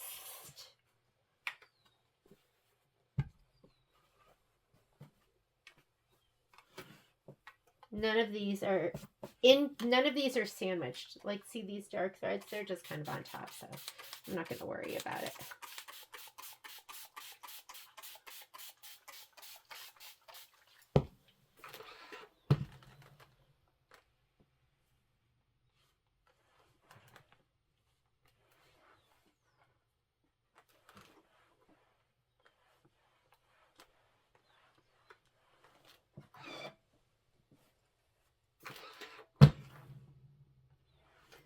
A little bit of Momo hair. That's all. All my projects have a little bit of Momo and a little bit of Poppy.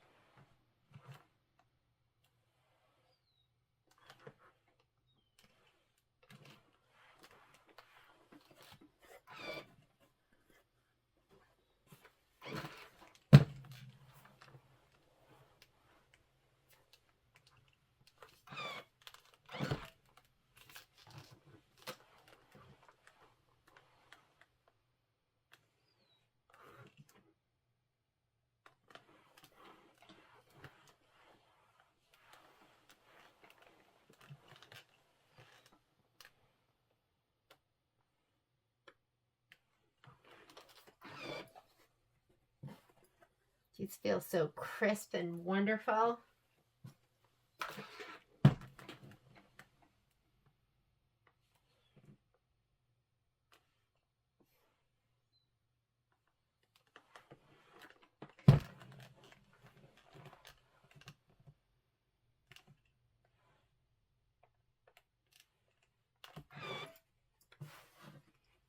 Perfect.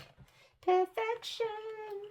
And this is a lot of steps, you know, but the more time you put in up front, the better end product you're going to have. So I believe in it. I believe in the process. But you really see, like, I don't have these adhered. They're barely put together. So, oh, look who's here. Mr. Momo and Mrs. Poppy. I have what are called Velcro dogs, so they just want to be where we are. Which, I never had Velcro dogs before. It means that you'll never go to the bathroom by yourself again. And if you have a Velcro dog, you know what I'm talking about. Isn't it crazy how these, like, curl up?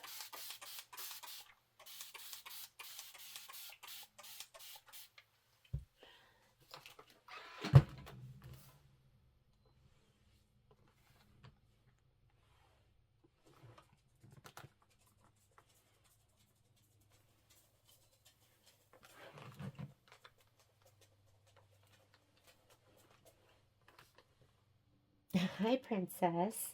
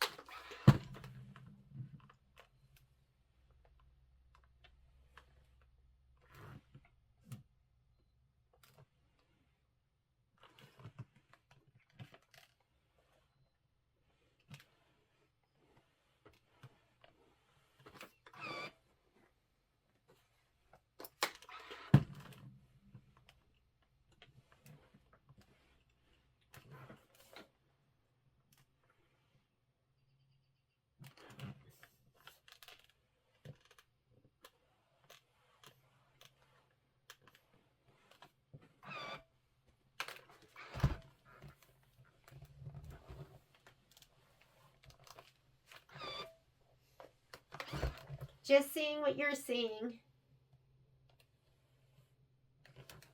Sometimes I film and I don't realize that. You're not seeing anything. I'll have my camera in the wrong spot.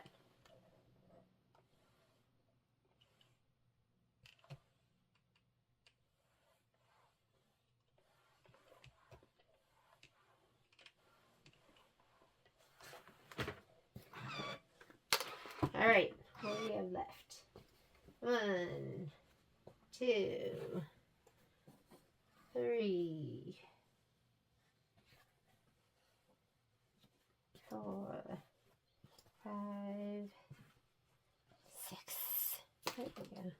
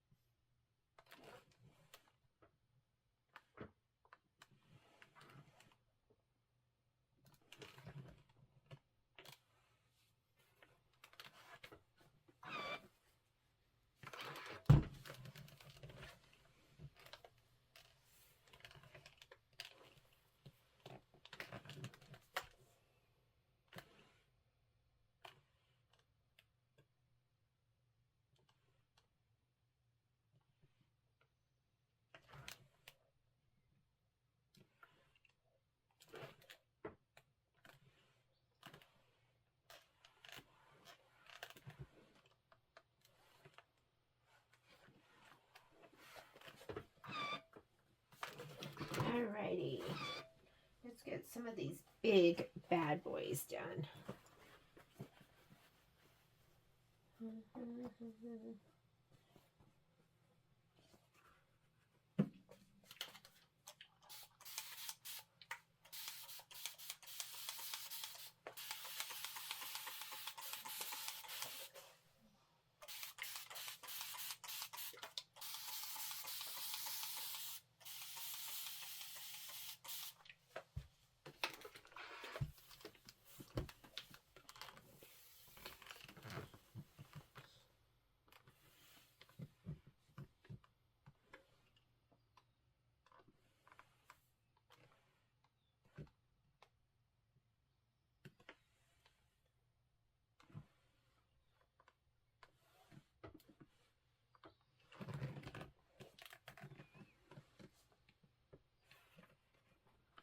Make sure it's just nice and dry and that it's laying flat.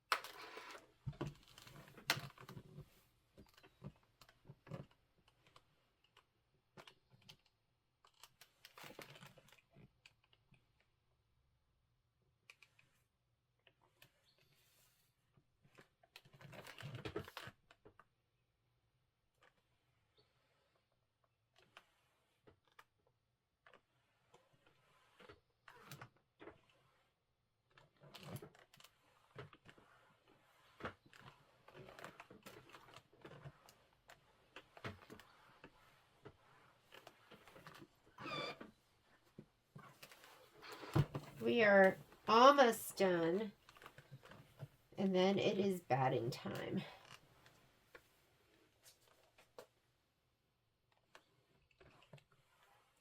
So some of my batting I cut right off the bolt. That's going to be challenging, seeing as Poppy chewed a hole in my batting. Oh my goodness. I thought she likes to sleep under my long arm, and I keep my batting in the plastic bag it came in, but it's smaller now, and so she can put her head in there. And little did I know she was having a great time taking big bites of batting out of my bolt. Those are the times where you really want to old yeller them. She's naughty. I really think she knows that that is not okay, and she does it anyways. She is a naughty little girl. But the other thing is she's so darn cute. I just look at her and all the anger melts away.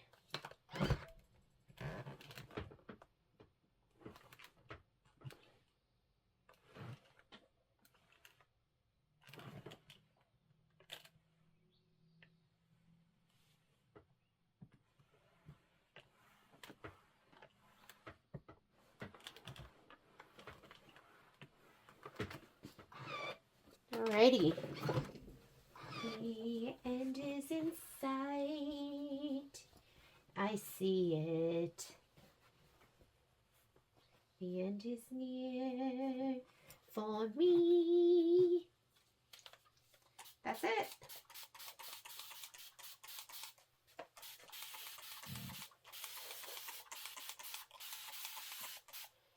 I don't know if you've gotten it yet, but I am like so obsessed right now with Pumpkins and Potions. That quilt is going to be coming out in June. I think June 24th is the release date. And I'm completely obsessed with it. I had a little meeting with Kimberbell, and we were looking at pictures of the blocks. And oh my goodness. I just can't even believe how adorable it is.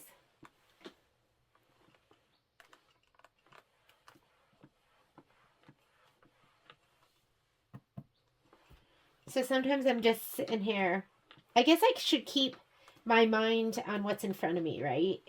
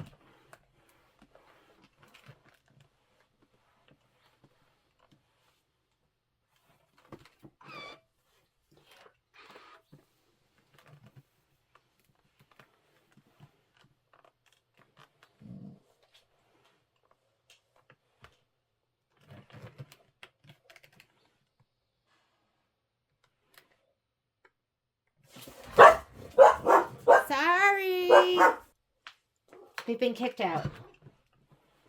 It was that we were just enjoying ourselves. It was like I was just sitting here. Literally, I think I was daydreaming. Do you like this? This is where I wasn't leaning my rotary cutter into my ruler. I just leaned it right into the block.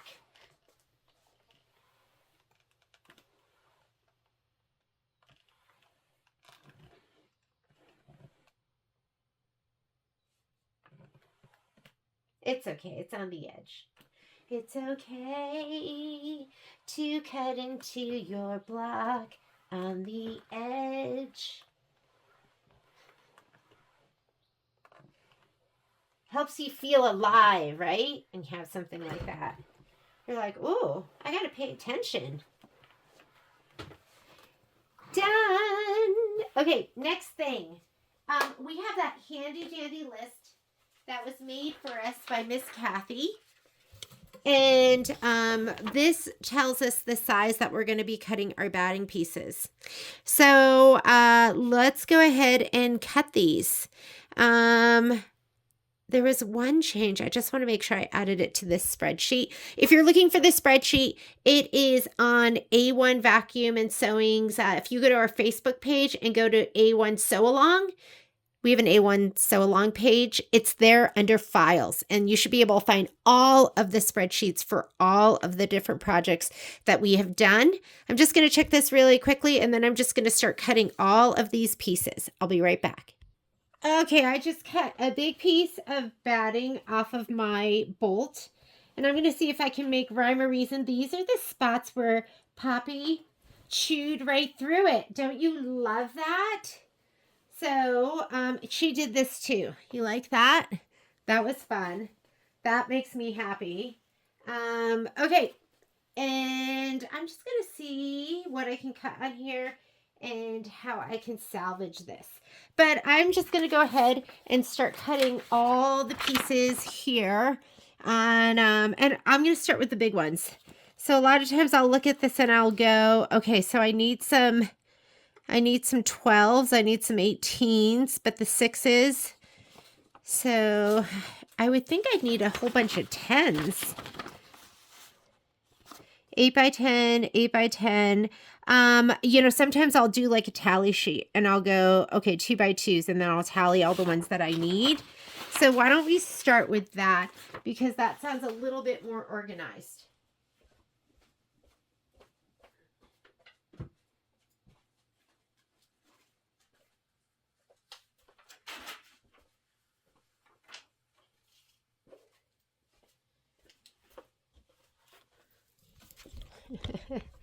Yes, this is what happens when you just think the dog is playing and being good. So I need some 2x4s. So let's go, maybe I'll need a 2x2. I'm just going to put it on here. I don't know if I do. 2x4. I need a 2x6. 2x8. I see a 2x9, 9.25, 2x18. I think I need a better pen. This will be better. So I need some, let's say 4x4, 4x6, 4x8. Is that all my 4x4s? There is a 4x12. Let's see if there is 4x6s. And I think a 4x12. And then we need 6s. We need 6x6, 6x8. I already got my 2x6 over here. Oh, I have a 6x18. Oh yeah. No, that's right. 6x18. And I think that might be it. That should cover all my 6s. 6x8. And then we have some 8x8, an 8 by 10. Let's see what we can cross off first. So I'm not going to make you sit here and watch me do this. I'll go ahead and tally it up, and then I'll give you my numbers. Maybe I'll add that to the spreadsheet so you don't have to tally it up. I'll do for cutting batting, and I'll have the sizes. I'll have maybe a batting sheet. So I will be right back. All right, I went ahead, and this is going to be in the spreadsheet, but I condensed everything down and organized it. This will be way easier to cut because we can just go ahead and do, you know, one 8-inch cut and get all the 8-inch pieces. And so on and so forth. We can do our 12-inch cut. So I'm going to start with 8 inches. And remember, I have this horrible piece that Poppy chewed through. So we're going to make it work. Poppy, naughty dog. She is a naughty dog. And I have a bolt of stabilizer. So I like to, with my bolt of stabilizer, oh my God, look at that. That was some creative chewing. Here's my bolt. I feel like batting is malleable, meaning I don't have to cut it completely straight. It needs to be straight, but not. Oh my goodness. She really went to town, didn't she? This is also a time you might want to use your 60-inch rotary cutter to get through all the layers. Here we go. I'm going to go with 8 inches first and see what I can get through.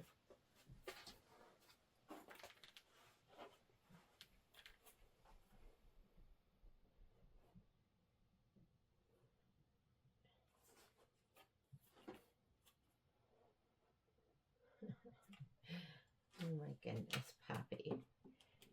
Naughty dog.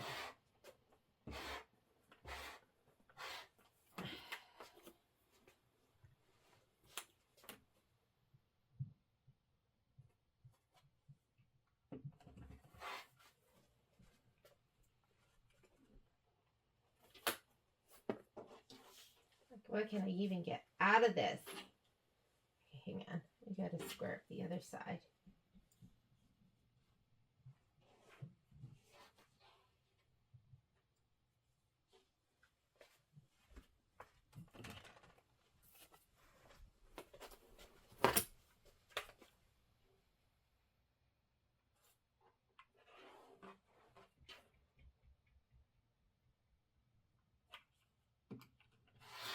Gotta clean up this side, which is icky.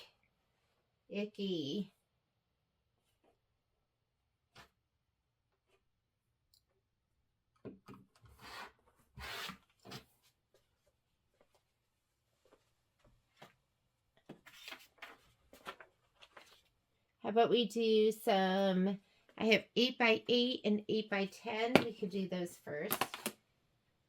Get the big ones.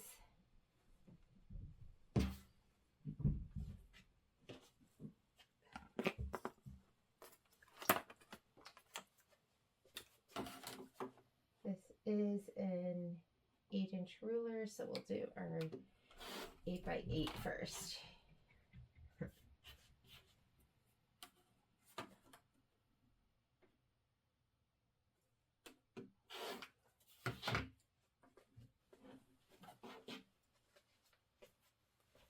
Eight by 8.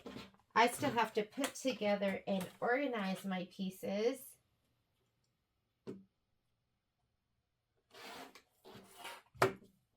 This piece is a little wonky. Not even worried about it.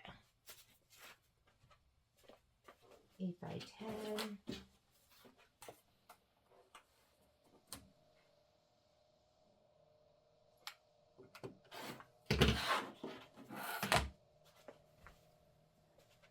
Okay, I have my, oh, I need 3 of each of those. Okay. Wake up, Jeannie. I was having such crazy dreams. 8 by 10. and 8 by 10. So 3 8 by 10s.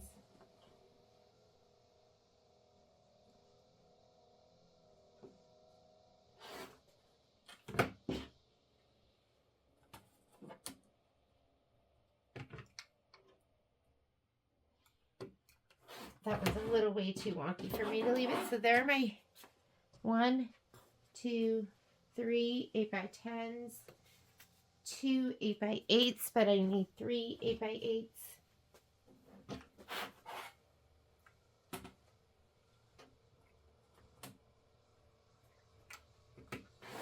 There's another 8 by 8. Okay. I need 15 6 by 8s. I need 1 4 by 8. And let's get my 4 by 8. Only one of those needed. And now I need 16 of the other ones. We'll see what we can do with this mess right here.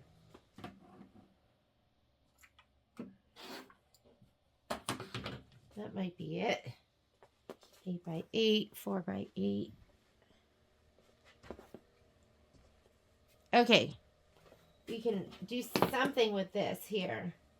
Let's do our, we need 4 by 4s. Let's see if we can get 4 by 4s out of this. Can we get 4 by 4s? Yes.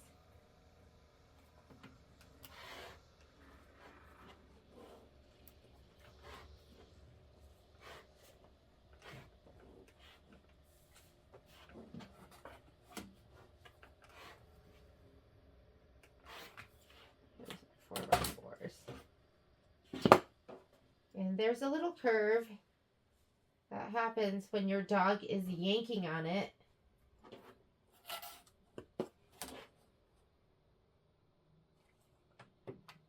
How many 4 by 4s do I need? 21. 2, 4. Let's get this one. 2, 4. So it won't be quite as wonky and drive me as crazy. That's 5 of my 21. What's this? Is this a 4 by 4? Not quite. But this could be a 2 by 4, right?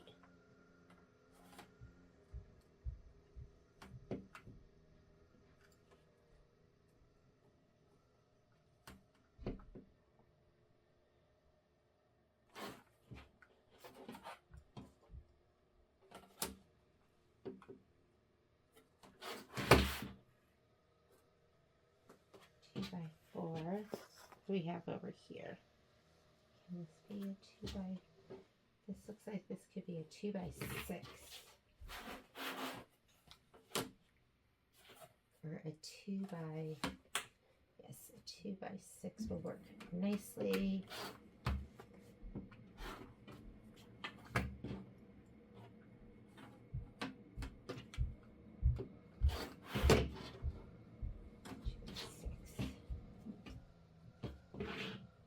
What can we do with this mess? Nothing. It would be good stuffing. Okay, here we go.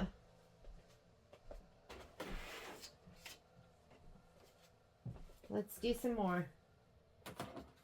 I need a lot of those 6 by 8s. So let's cut those. I have 1 so far. Oh my God. I'm sorry. This just semi cracks me up. Semi makes me angry.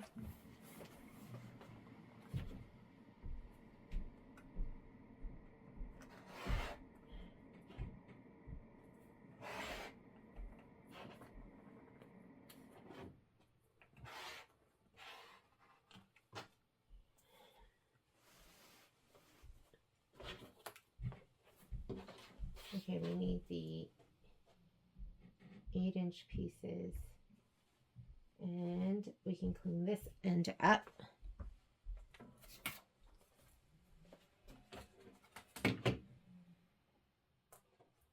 go to right here where it gets all kind of stretched out.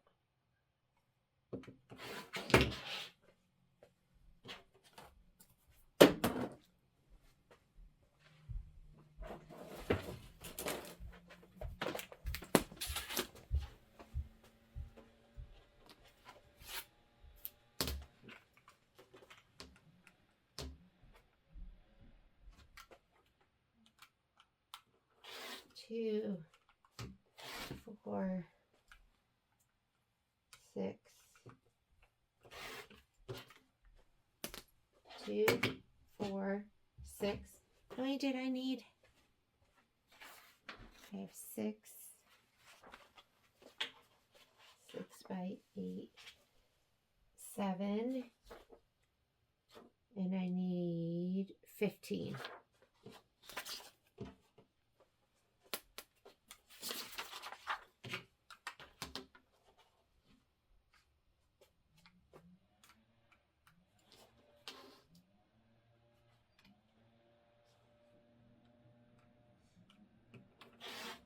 Two, 4, 6.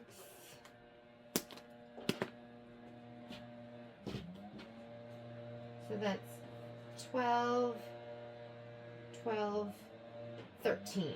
I need 2 more. I'm going to cut my next one 6 inches because now I need the 6 inchers.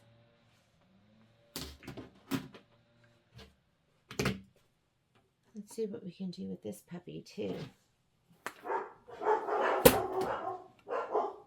Good morning, doggies.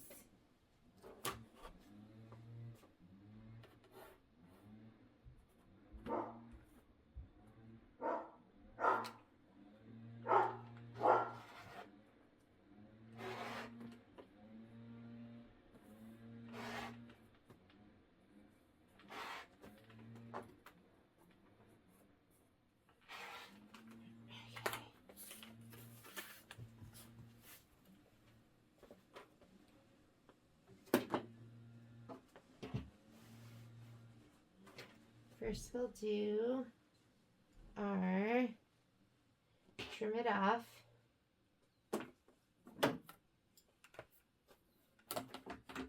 Right here looks good. Don't cut it on top of another ruler though. We'll see what we can do with that. We need an 8er first.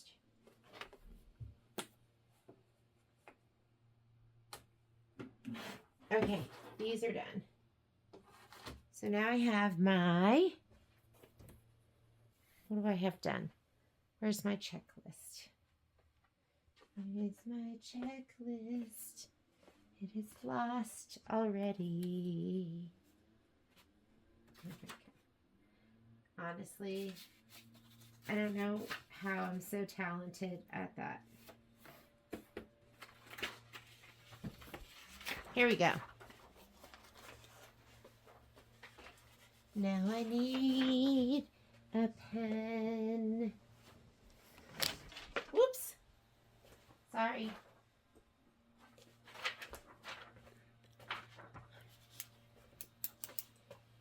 So I have these,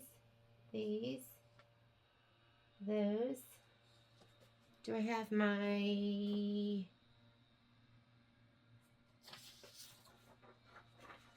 Okay.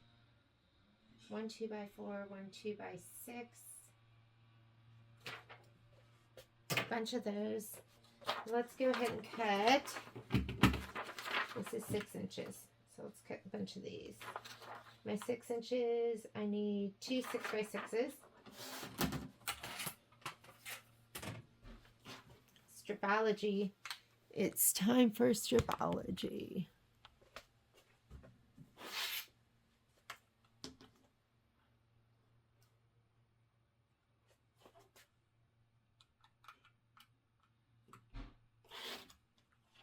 Two, just like that, because I'm doubled over. Let's get the 4x6s. I need quite a few of these. Let's look and see how many. Oh, I don't need that many. I need 7. 2, 4, 6, and 1 more for 7.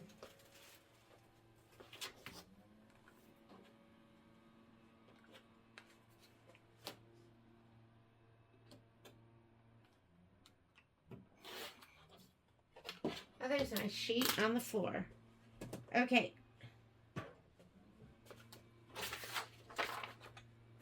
I got 7 of those. I have 2 of those. I need one 6 by 18. I'm hoping this will be perfect. Oh, I don't know. Nope. Okay, we can save this. I also need 9 2 by 6s, and I have 1 of them. Thank you, Patrick. Come on. Come on. Can you shut that, please? Yep, come on. What are you doing? Come on.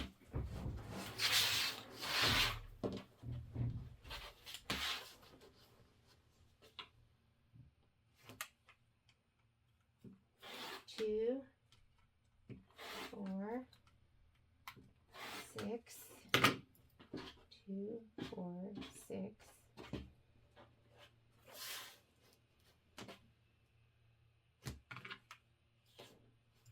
7, 8,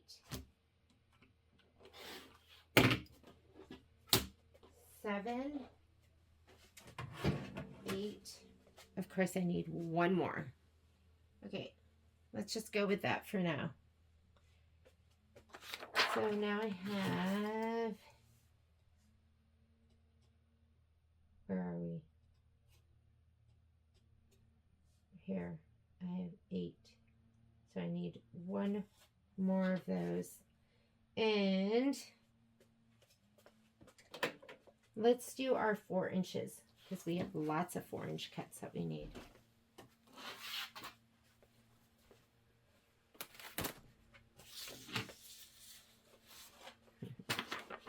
This is kind of like a little surprise, like, what am I going to get? What's been chewed out? Chewed up? You never know. It's a little surprise from Poppy.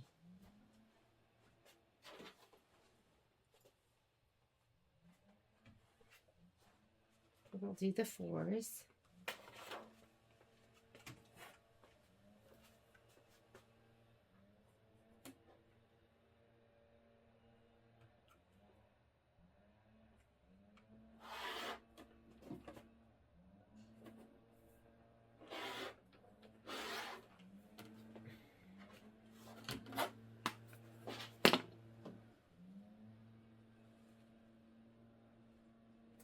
It's not totally even. I'm just going to go with it.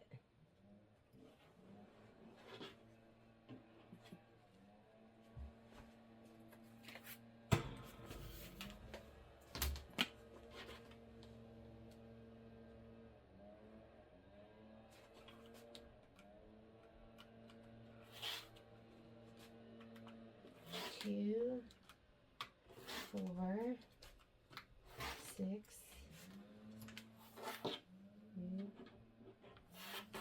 Oh, it's so uneven. I gotta trim it at least a little bit. It's gonna drive me crazy. There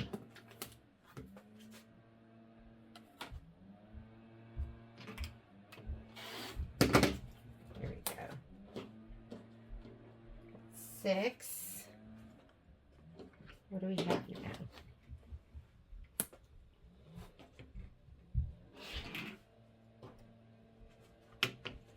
We need 21, and I already have 2, 4, 6, 8, 10, 11. So I need 10 more.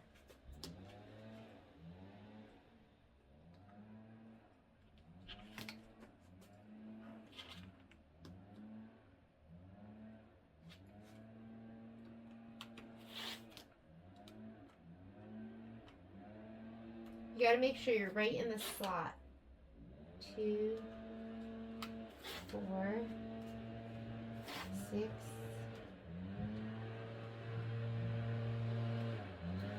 8, 10. There's my 21. Done.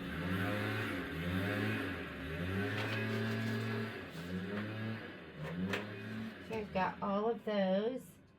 Now I need one 4x8, one 4x10. So let's get let's clean this up first so it's not so icky.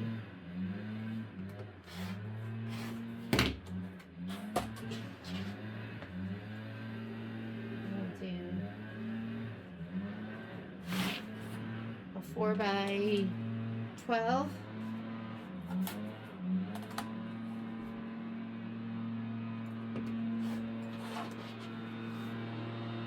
A 4x10. We'll go from this side so I don't get stuck on a weird 4x10 and a 4x8.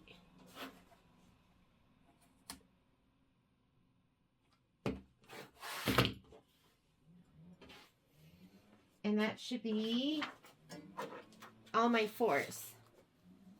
4x8, 4x10, 4x12. I need, what is this? This will make some 2x4s. I still need a couple 2x4s.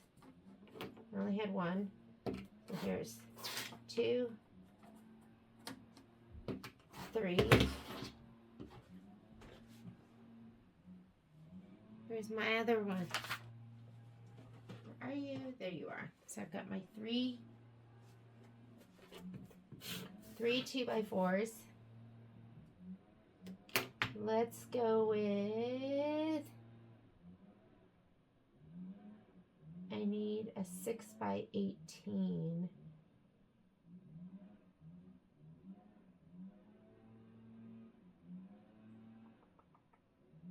Let's go with that 6 inches. Then we're going to cut it down.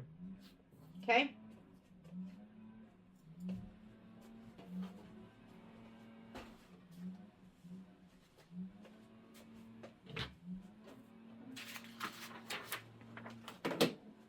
Six inches is like good because you use 6-inch pieces all the time anyways.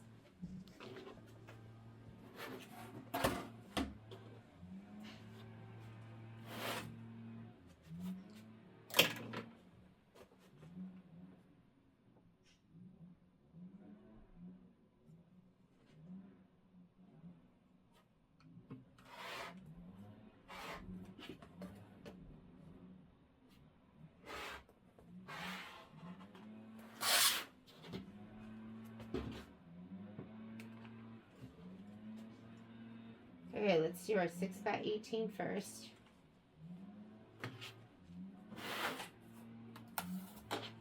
Just the length of this ruler. This is like one of the best rulers ever. Get it. Here's my 6x18. I need 3 2x8s. So let's cut another 8-inch piece. And then we'll cut those down. Here's 8 inches. Did I do that right? I think so. Oh, whoops!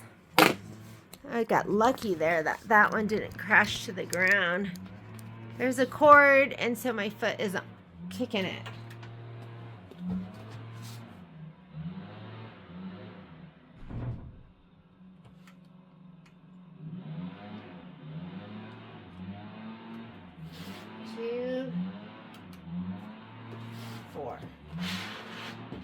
For my 2x8s.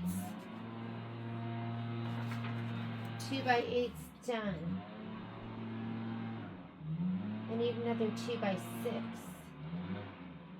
Oh, 2x6 is easy, right? This is 6.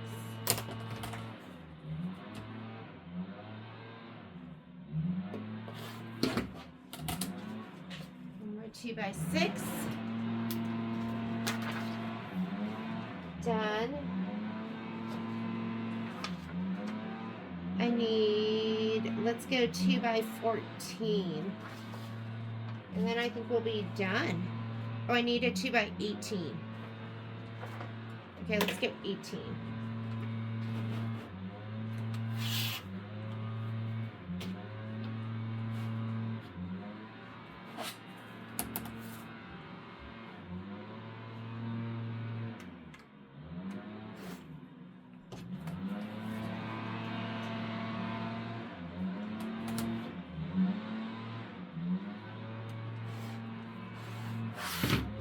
2 by 18. And then I need a 2 by 14 and a 2 by, so let's go 14 now.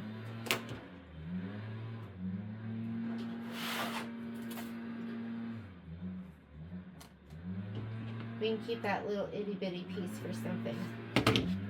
Looks like a 4 by 4. So I really need a 2 by 14 and a 2 by 13 and a half, but we're just going to keep this for both of those. Wonderful. And last but not least, I need a 2 by, let's call it 2 by 10. And then we're done. Do I have anything in this scrappy bin I can use? I bet I do.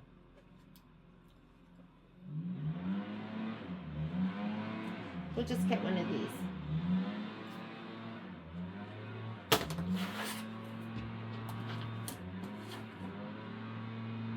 I think it's just easier to have usable pieces for later. So now I have a 2 by 10 and then a 4 by 10. And these pieces we can definitely use for something later. I will need it. And all our pieces are cut. It is time to sort. And then this we put someplace where Poppy cannot get it. Oh, we could have gotten it off of here, huh? It's okay.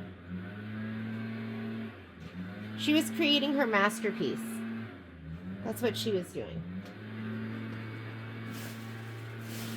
Hide it. She thinks that stuff is fun. All right, let's go ahead. I'm going to grab all my stuff and we're going to sort and label. See you in a bit. All right, if you have room, lay out as much as you can.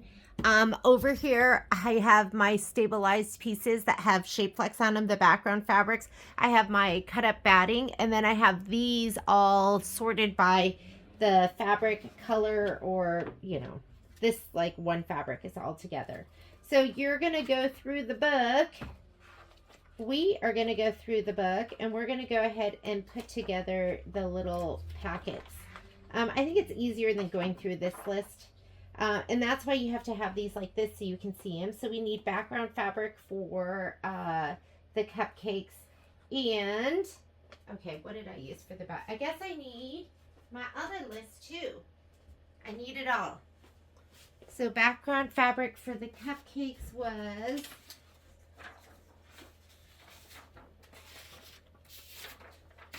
I think it's on here. Is that my list? No, it's not my list.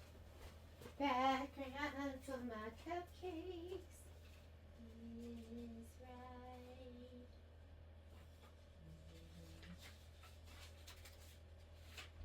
Oh, silly me. I put it in the book.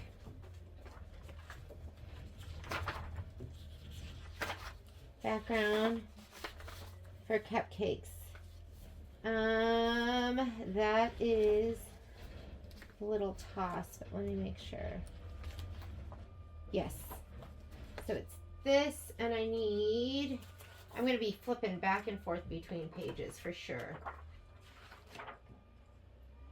I need 6.5 by 6.5. Oh, that should be background. So it should be over here.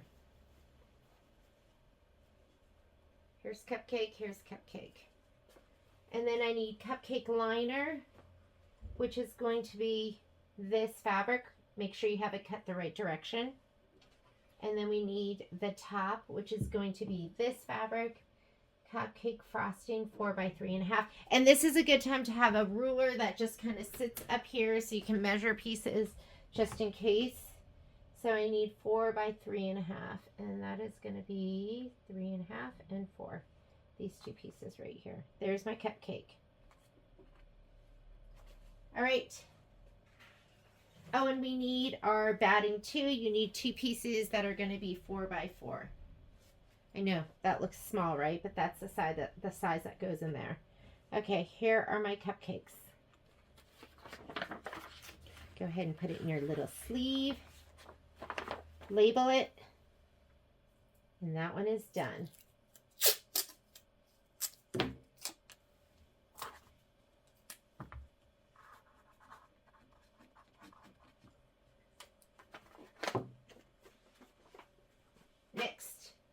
Next, let's do ice cream cones.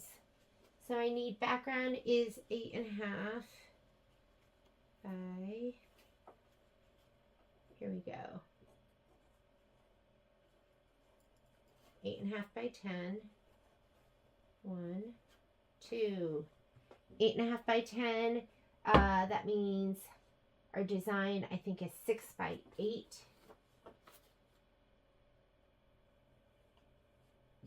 There we go. Our 2 battings. And we need our cone, which is 3.5 by 5. 1. There's your ice cream cone and our ice cream top. 1, 2, and that's it. These, I feel like stitching's going to go really fast.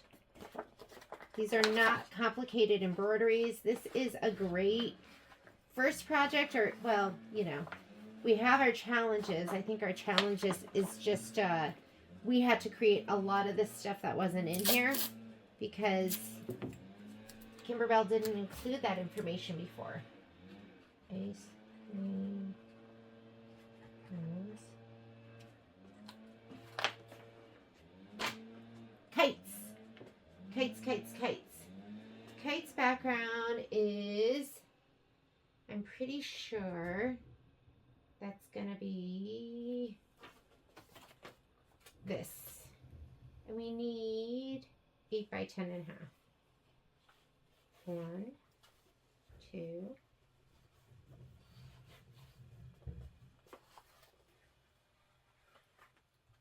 Let's check it though. Yep, background of kites.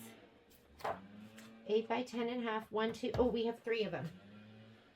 3 kites. 3 kites.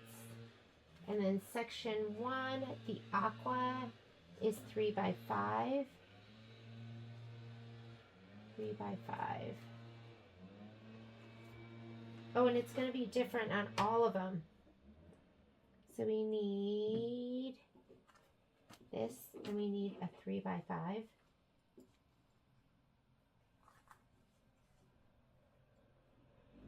3 by 5. There's one 3 by 5. And then we need coral, that's 4.5 by 3.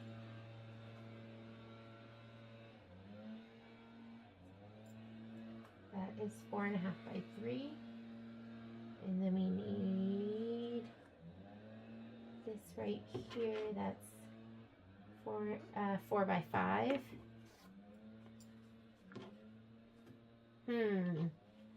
Oh, here we go. We have more over here. Here's 4 by 5. And then we need one last one. That is gonna be 3 by 5. This looks like 3 by 5. Yes. Okay, that's one. And then we need the batting. Don't forget your batting. This is kite 1. I'm going to put them all in one thing, but I'm going to label kite 1. This is the part that's most important. Kite 1. Okay, let's do kite 2.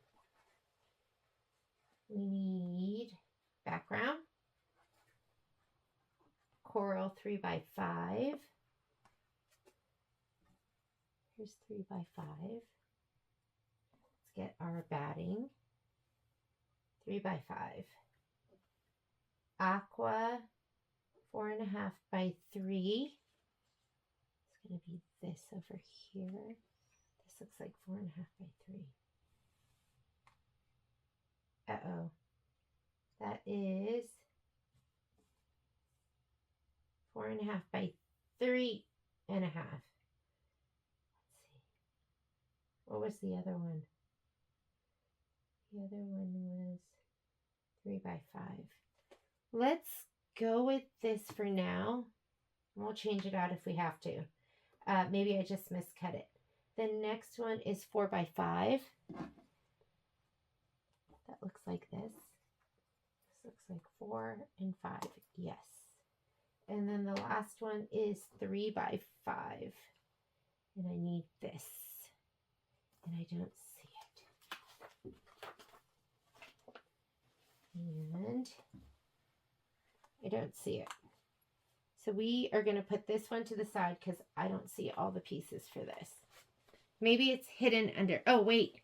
It's not this. It's this. 3 by 5. There we go. And we're a little sketch on this one. Because that was 3.5 by 4.5. We'll just go with it for right now, though. Kite 2. Let's do kite 3. Oh, that's going to be cute. There's kite 3. We have the check this. So we need one of these. That is 5.5 by 8.5. And then we need one more of this. That's 5.5 by 8.5. Oh my goodness. That's going to be so cute too. Kite 3.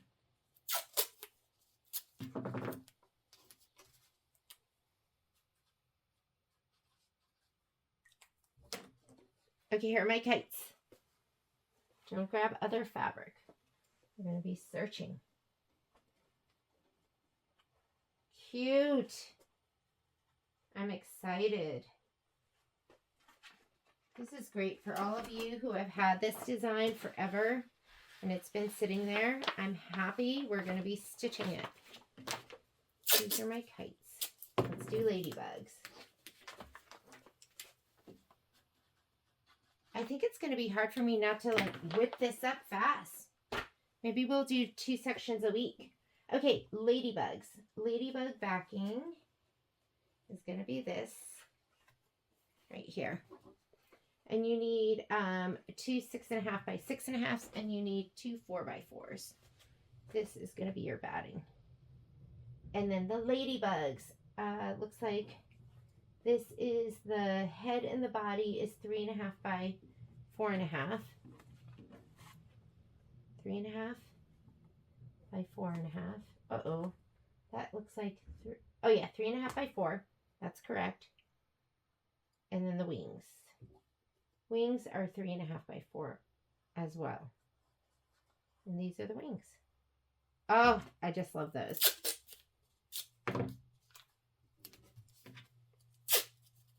Don't get your tape on the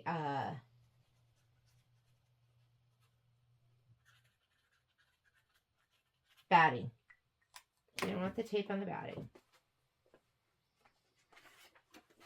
I have all sorts of containers or little plastic sleeves here. I think these are so important for organizing. And I like to use the painter's tape. I find that really easy as well. All right. And so we move on. Pineapples. You're going to have 5 pineapples. So the first one, let's see, we need, the background is going to be the swirly. And we have 2 of those. Okay, here's 2 of them with our 4 by 4. That's why we need so many of those. And we have the yellow. I think it's going to be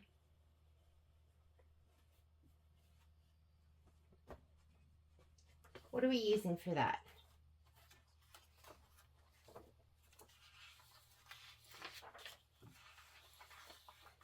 We are using the doodle, which is this. Let me grab this. Have it a little bit closer to us. God, it's cute. All right, So the leaves are going to be this. Sure, these are my leaves. And we need our leaves to be 3.5 by 2.5. Here are my 3.5 by 2.5. We need 2. Pineapple 1. 1, 2. 1, 2. And then we need the pineapple is, oh no, one of each of these. And then the pineapple is this stuff here, and we need 6 of these. So 3, 1, 2, 3, and 1. Because we're chenilling. 2, 3, and 1. 1, 2. So 4. You need 4 of these for each of these pineapples.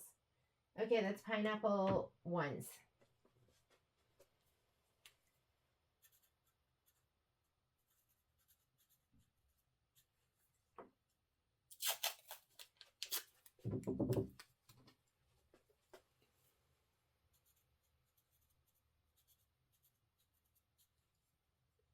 All right, let's do pineapple 2. Pineapple 1. Pineapple 2. We need polka dot. But we need, how big is our polka dot? Pineapple 2, 6.5 by 6.5 still. Should have polka dot. Here we go. Now you need your batting. I feel like I'm working at like a sandwich bar, putting together sandwiches. Okay, and we need the swirl. Where's the swirl? Yellow swirl. I should have a ton of yellow swirl. Why do I not see it right now? Okay, before I do that, let's just get one of these. Now it's time for swirl. Okay, I must have it in some special spot. Hang on. It's so funny. It blended so well with the table. I just didn't see it. And here it is. So I need 1, 2, 3. I need 4 of these. There's one more hidden in this pile. Here it is. It was right here. Right in front of my eyes. Okay, this is pineapple 2. Not that it matters.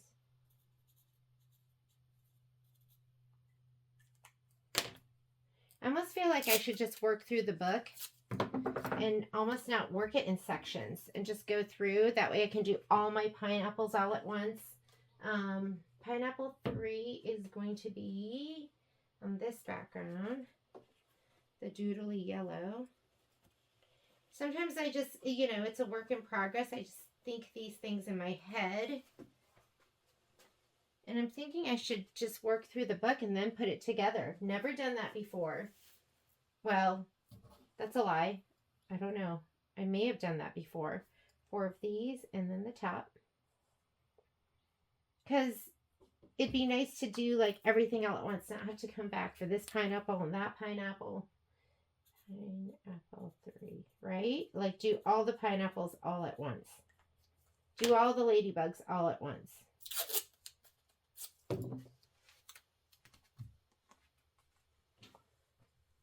All right, now we have the big pineapple. We have one big one, large, 8.5 by 10.5.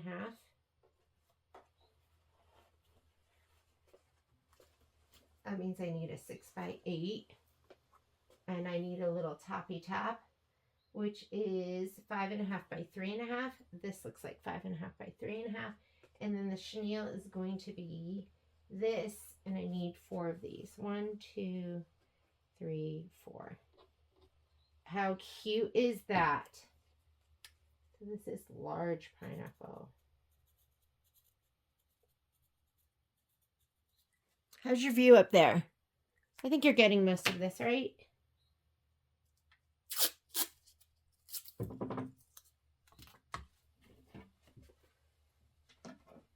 Good thing I didn't do all of my spreadsheet because I really think with this, because there's so much repetition, that's what we should do.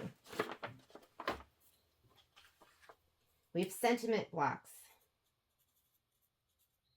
I'm going to put them all together. And they're all done in the 5x7. How convenient. Okay. So I have this one that is this 8.5 by 10.5? That looks much bigger. Here we go. 8.5 by 10.5. That's it. Then you're going to stitch it. Oh, I love that. These are going to be so easy.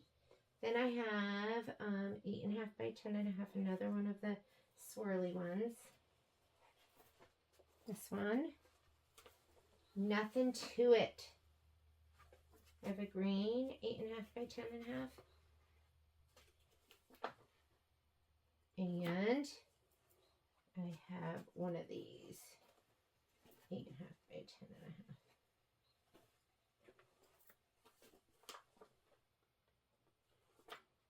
Alrighty, these are my sentiment blocks.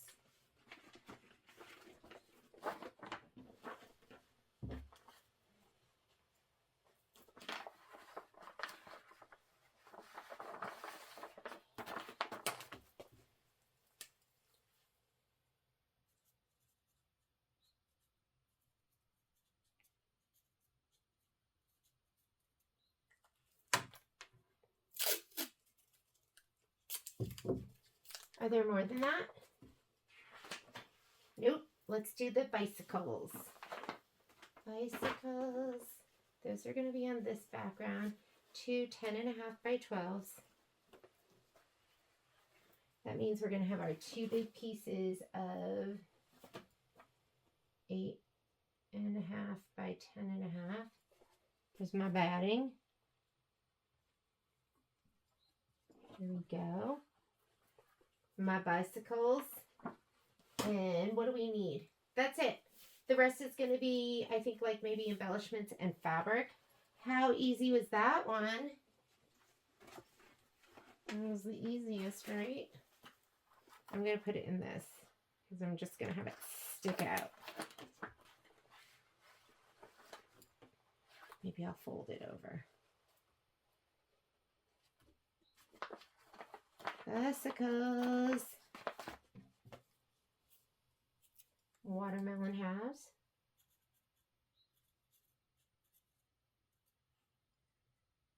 Bicycles. Oops, I didn't do that. Didn't look right.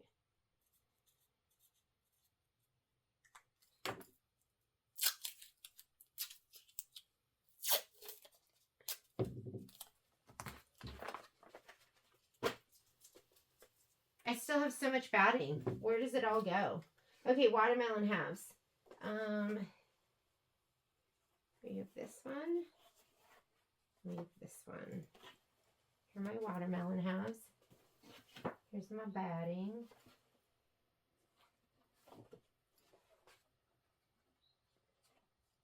Here's my fabric. The ruched rinds are going to be this. I wish they didn't discontinue that other fabric. I really liked it. This and this. And then the green.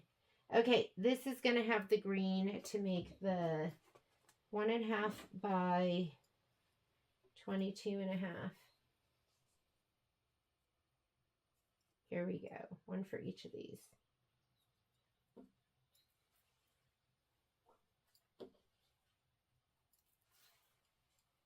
All right, here are my watermelons.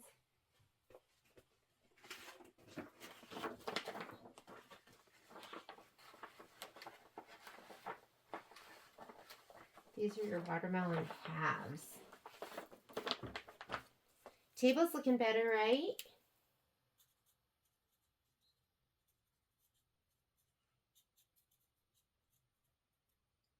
And then we're going to have watermelon slices. Okay, 3 different ones. So we have this one, and then we have the doodly one, this one. Let's get your 4x4s. There, put down your bread. Here's your meat. Don't you feel like you're making sandwiches? And then we need that doodly one. What are we using for that doodly one? Because we don't have that fabric. Doodly 3 up. 3 up from the red. 1, 2, 3. Oop! We are using that? We did have that? I don't think we have that.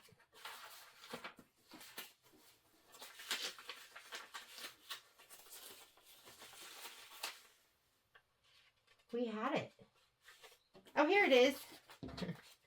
Here we go. We do have it. Amazing. My book's coming apart. I need to go, why am I doing this?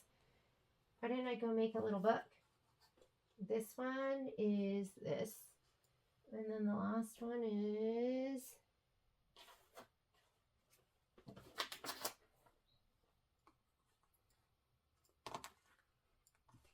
Here.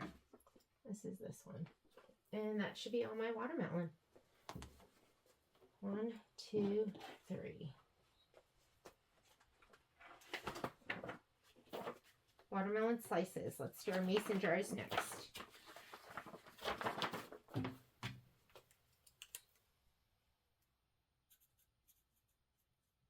I have no idea what time it is.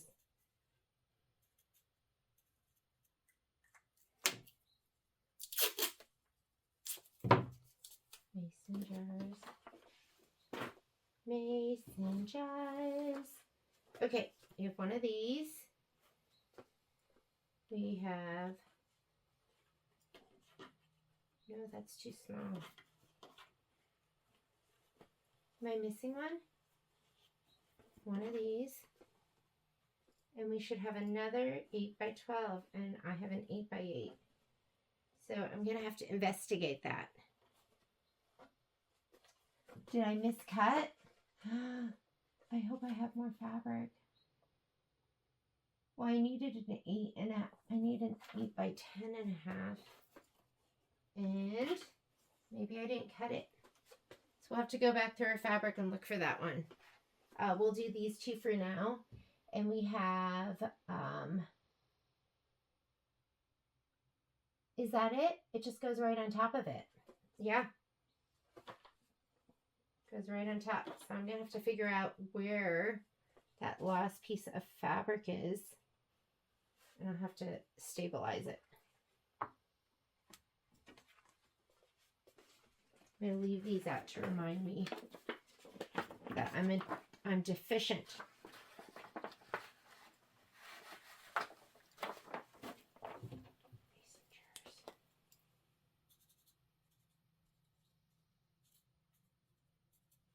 I'm missing one.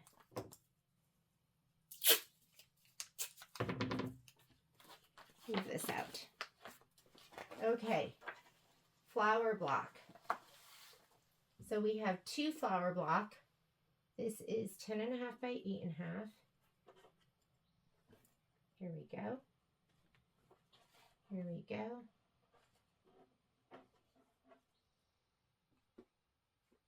And we need some fabric down on the bottom, which is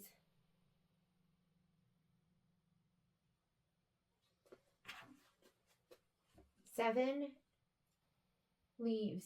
Okay, so we need the little leaves, these right here. And this is 3 by 3 and a half. And then we need the prairie point grass, which is 5 by 7 and a half. Got it right here. And felt flowers. So we'll do this one. And then we have the other one.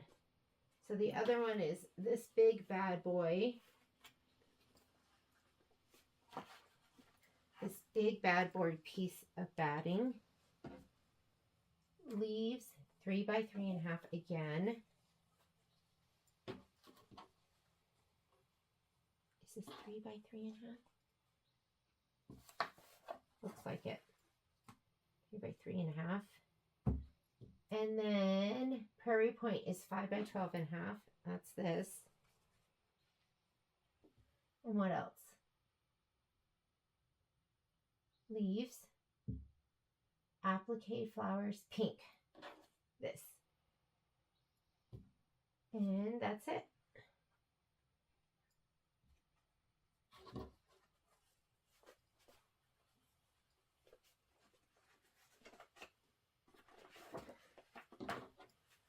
This is one set, and this is the other set. And this is going to be flower block. 2 flower block.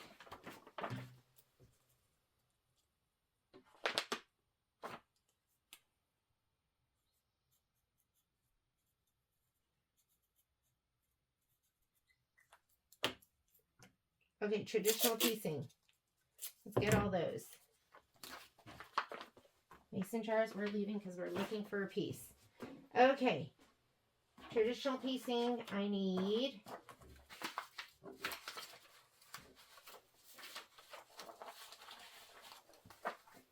oh, something just went over. So I need all of these, and then I need the polka dots. Where are my polka dots? There we go. So we're going to have these. Let's do that first. Then we have our pinwheels.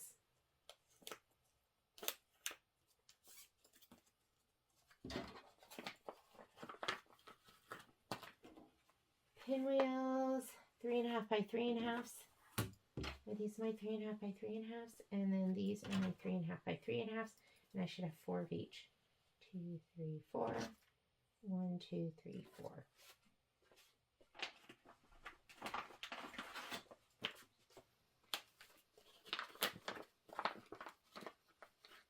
Oh God, those are cute. And then we have the windmills, which are going to be these with the big red dots. How many of these do I need? Aqua 6. 1, 2, 3, 4, 5, 6. Red 3. 1, 2, 3. And then white 3. White on white polka dot. Oh, I think we were using this instead. 1, 2, 3.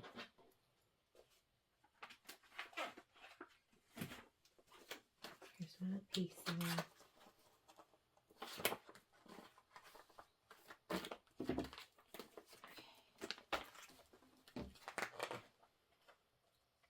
Flying geese.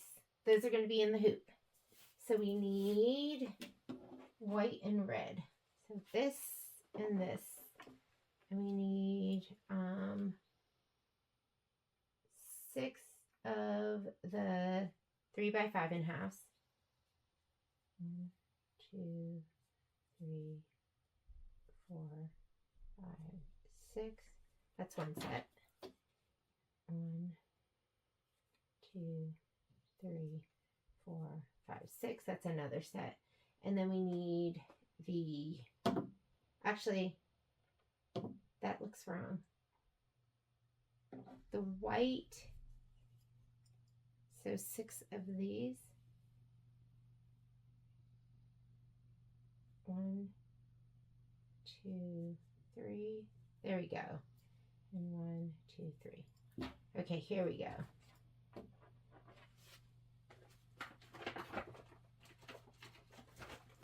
This is this one first.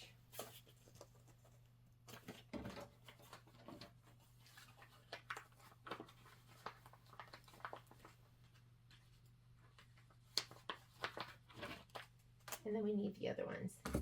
These. 24. 12.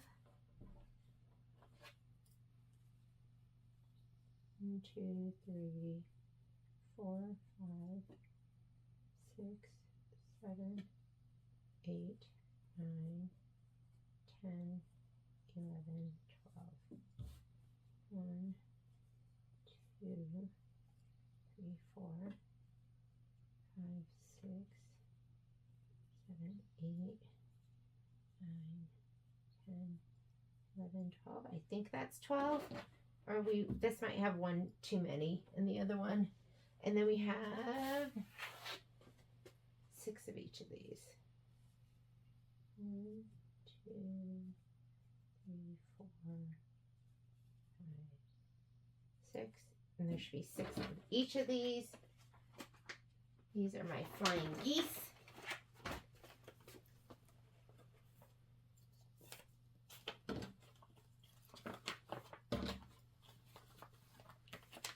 Okay. And then the rest are filler blocks, I think. Are they? Could they be? This is Life is Good. Where is Life is Good? I didn't even see that one.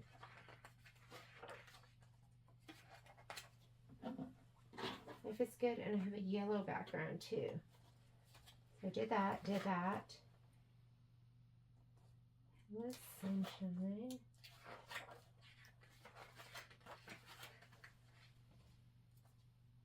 Life is Good. This one. And this one. This is a filler block. So this one is Life is Good. That looks like it needs a 6 by 6.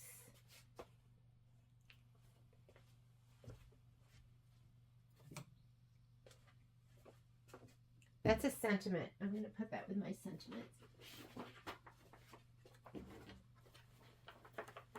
Okay, let's get all our filler blocks. And I did a filler block page, so that should be easy now that that is done.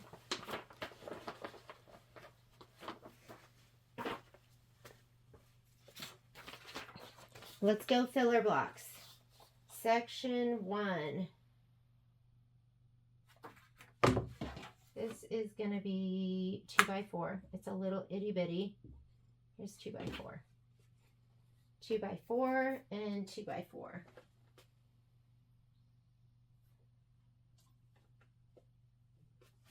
Two and a half by 4.5. There we go. Got it.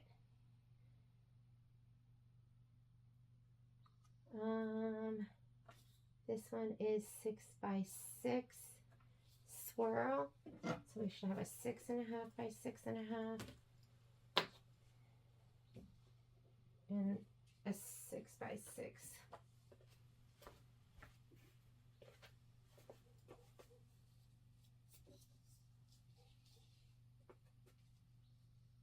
Oh, has a little chew mark in it.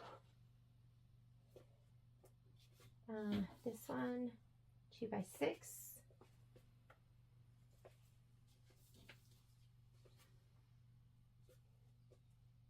Watermelon, 4 by 6.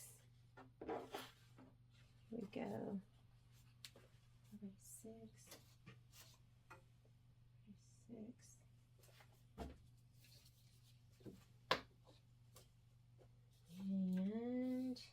And another one of these, 2 by 8.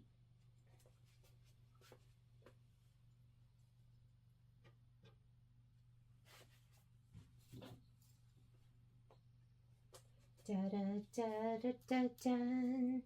Da da da dun. 4 by 4.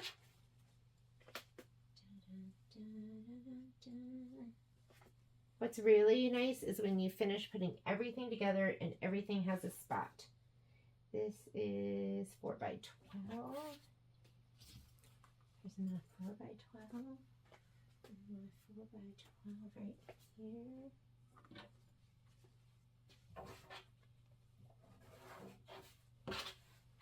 There we go. 4 by 12. Okay, that is page 1. Page 2. 6 by 18, and I think it's the black and white. 6 by 18 right here. 6 by 18 is my big chunky piece of batting. Where did I put it? Right here. My big chunky.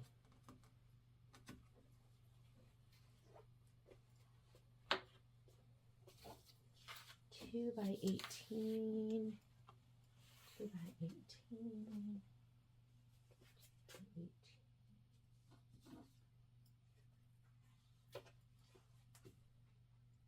2 by 14, and this was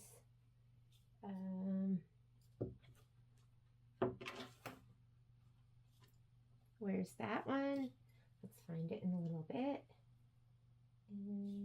Oh, we need to sew those together. So we have these.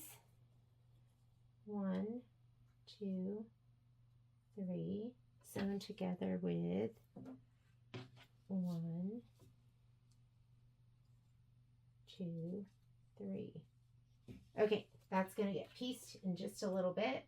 We should also have 1, 2, sewn together with 1, 2, and then we need these sewn together too.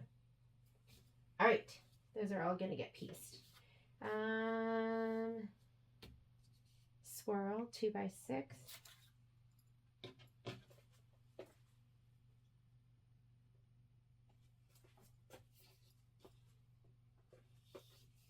And then this one, 9, that one's sewn together. 4x10. Should have a 4x10 of this. And a 4x10 of this. Next page, block 22, 2x6.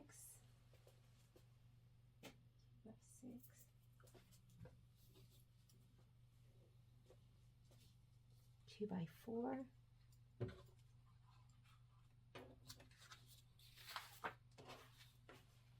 And I did have something fall to the back. Let's see if that's it. Oh, here we go. So I'm missing a 2x4 of this. We'll find it in just a little bit. We'll come back to that. Oh no, that wasn't it. It was, I got those. Just did that. This one is 2x6, filler block. This one. Got it.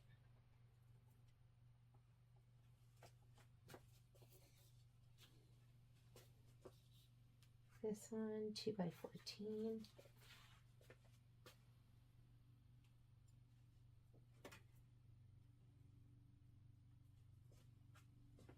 Here we go. Here's one of my 2x14s. And this one is 2x6. So 2x6.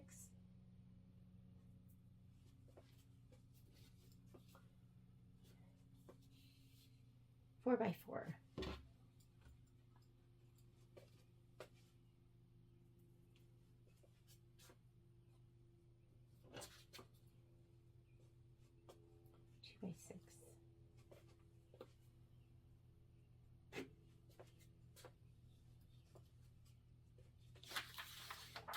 Flip it, 2x6.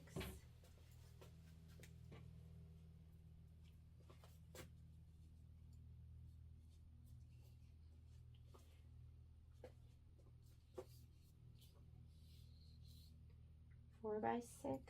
Here we go. Here's a 4x6.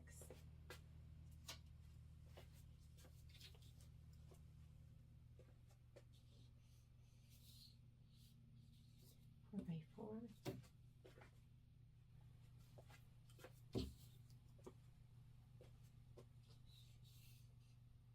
2x8.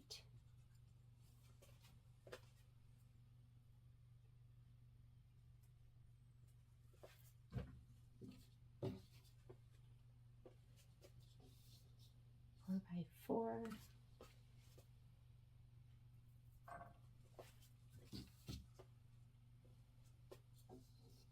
Oh, I don't know how that little piece got in there.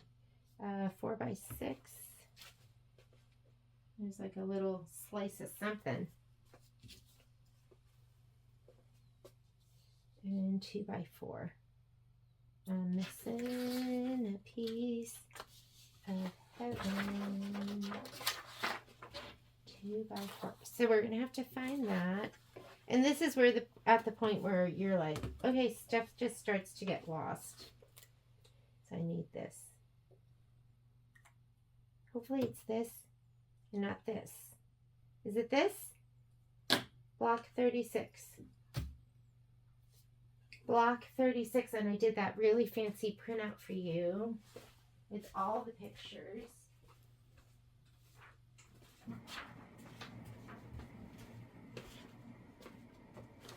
Oh yeah, this is 36. This is 36. And I need a little 2x4. Here we go. 36. 37. Where's 37? And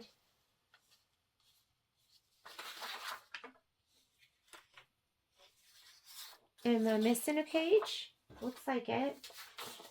Okay, here's 37. 36. This looks like 37 right here. Kind of guessing now. I don't know why I don't have the rest of it. 37. That's what happens when you do stuff and you're tired, I think. This is 38. And 39. This is not quite sure. I would guess this fabric would be my 39.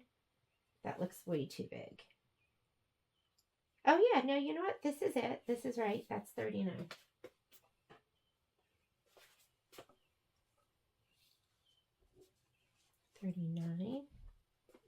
All right, those are all of my. So this is stuff. I have no idea what this is for. This one right here. This looks like a filler block. This looks like a filler block to me right here. Looks like section 8. But honestly, I'm not sure. So what I'm going to do is, for all this stuff I'm not sure about, which seems to be quite a bit. And as we stitch, I'll just check. You know what I mean? I'll be like, okay, there's obviously something all of this goes to. And I just don't know what it is. I'm just going to put it into a little pile of miscellaneous, questionable. Oop, here's that extra one I needed. And now, to get ready for our sew along, I am going to piece these together. We'll piece these together. And now I think we are pretty set though. All my filler blocks are organized. All of my other stuff is organized. I need to have these pieced, and I will see you in just a little bit. Hey everyone, I'm getting ready to stitch out the border blocks. So these are just the little border blocks that are going to be in Hello Sunshine. And they're just 2.5-inch squares. I'm going to be using my digital dual feed foot with my 1/4-inch sole. I love stitching with Deco Bob. It's my favorite thing to piece with. Deco Bob is it's made by Wonderful, and it's an 80 weight thread, so it's thin. It's about half as thin as your regular thread, but it has the strength of a 40 weight. So a lot of times I used to try and piece with like confetti or Aurifil or something like that. So if you compare the width of the thread, you're going to see that the Deco Bob is a lot finer. It's the one on the right hand side. That means your seams are less bulky. Seams are less bulky. Everything lays flatter, which just really made sense to me. If you've never tried it before, I would go ahead and try it. A lot of times I'll just piece with whatever I have in my bobbin from embroidery. So a Filtech bobbin that's going to be 60 weight, and everything looks so wonderful. I like to clapper stuff, and I like to press, and I like to press with Best Press. So I'm going to go ahead and put these on the machine. We'll go ahead and stitch these all out together. Let's go ahead and put these over here. Where's my Best Press? Here it is. And let's go ahead and do some sewing.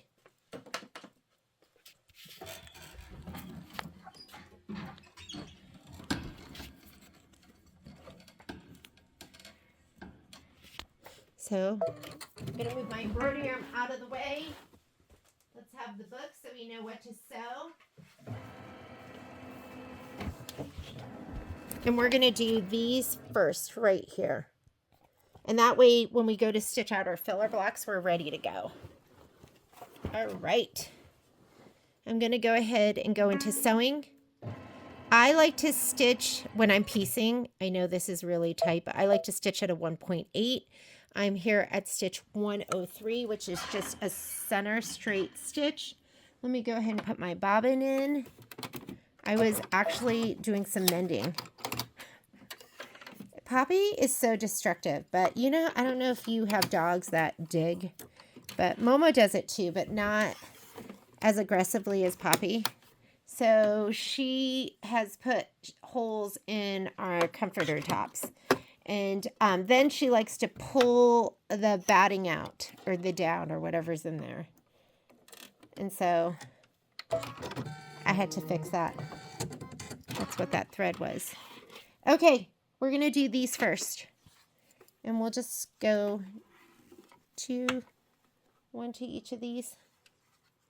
And I'm just going to chain piece. So when I chain piece, I like to start or have my auto lift on. I'm going to start with my needle in the down position. And this is just what I like to do. And I just made this up in my head. And I don't even know if this is right. But this is how I like to do it. Oh, how about that flange? Let's put the needle back up. Foot up. Let's pop this off. This is how easy it is to change out your soles. Now we'll do needle down. I'm going to abut this. And that 1.8 will make it so it doesn't really unravel. I'll sew a little bit off, just a little bit. You shouldn't sew long distances. It's not a serger. And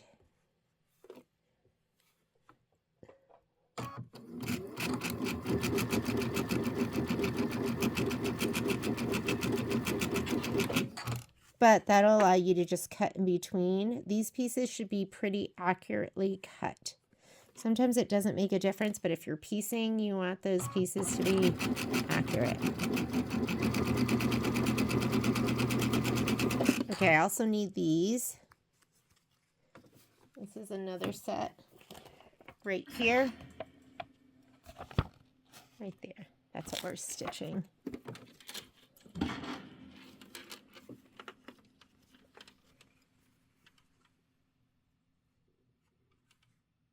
If you want to pin, you can.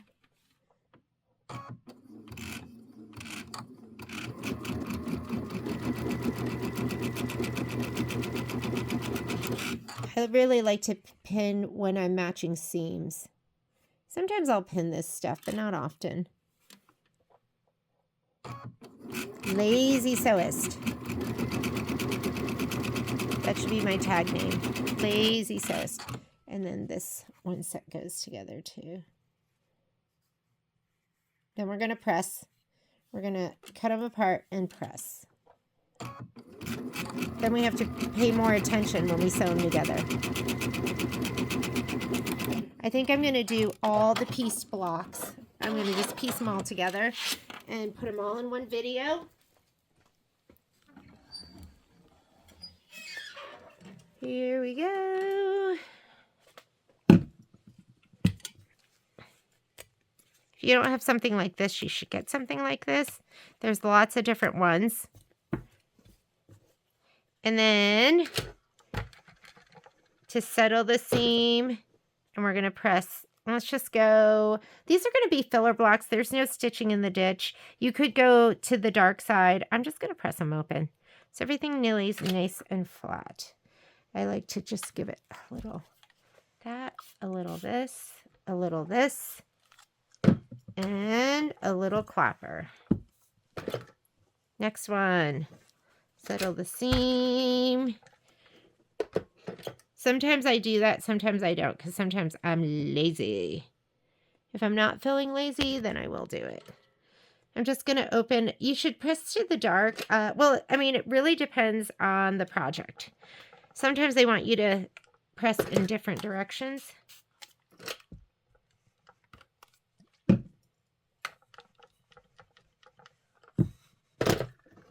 this one is done. Let's do the next.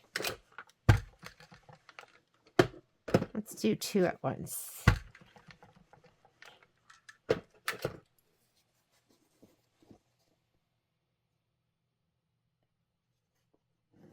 can always finger press.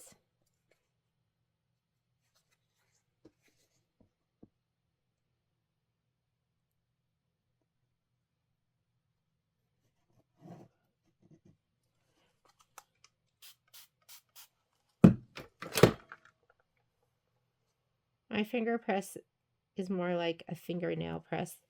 Definitely more aggressive.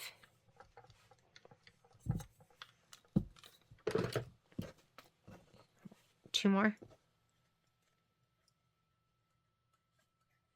Okay.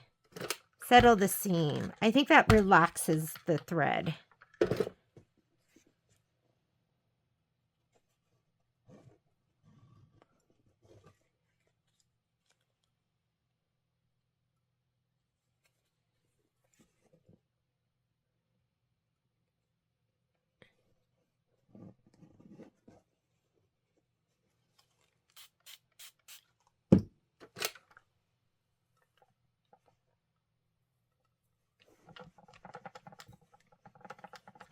Oh my God, look at these, how gorgeous they are. Okay, one of these is just like this. There's not going to be anything left to it. The other ones, they start with, let's see. They start with this on top. So it's going to go like this and like this. And then these will be, starts with this on the top and this. So I'm going to sew these two together and these two together. Let me just stitch them. I'll be right back. I'll be right back. I'm starting with my needle down. Make sure everything's lined up. Looks beautiful.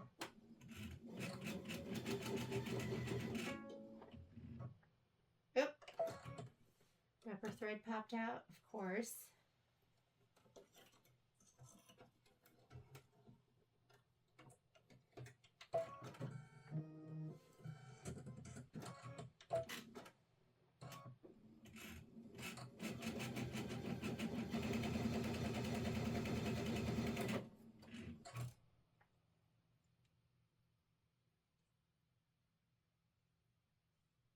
One more. I usually take you over here with me, but I'm tired today. It was a lot of work putting all of this together. Because I like to, I don't know. I don't want you guys to, and I think this is more confusing because, you know, we have other fabrics that we're using. You know, it wasn't just Kimberbell fabrics. It didn't just match the book.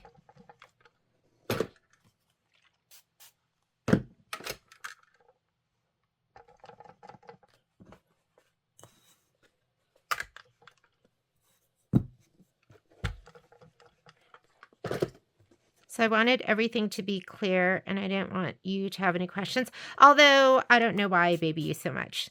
I got an email from somebody who was done, had finished. And I'm like, they're going to get confused. What if they don't have all the information? And I think that I treat you like a big baby. But I just know sometimes I don't want to think. And so I go, oh, you know what? Let me just do all the thinking for them. I'll just lay it out. Okay, I'm going to sew this together and we're done. These are going to be ready.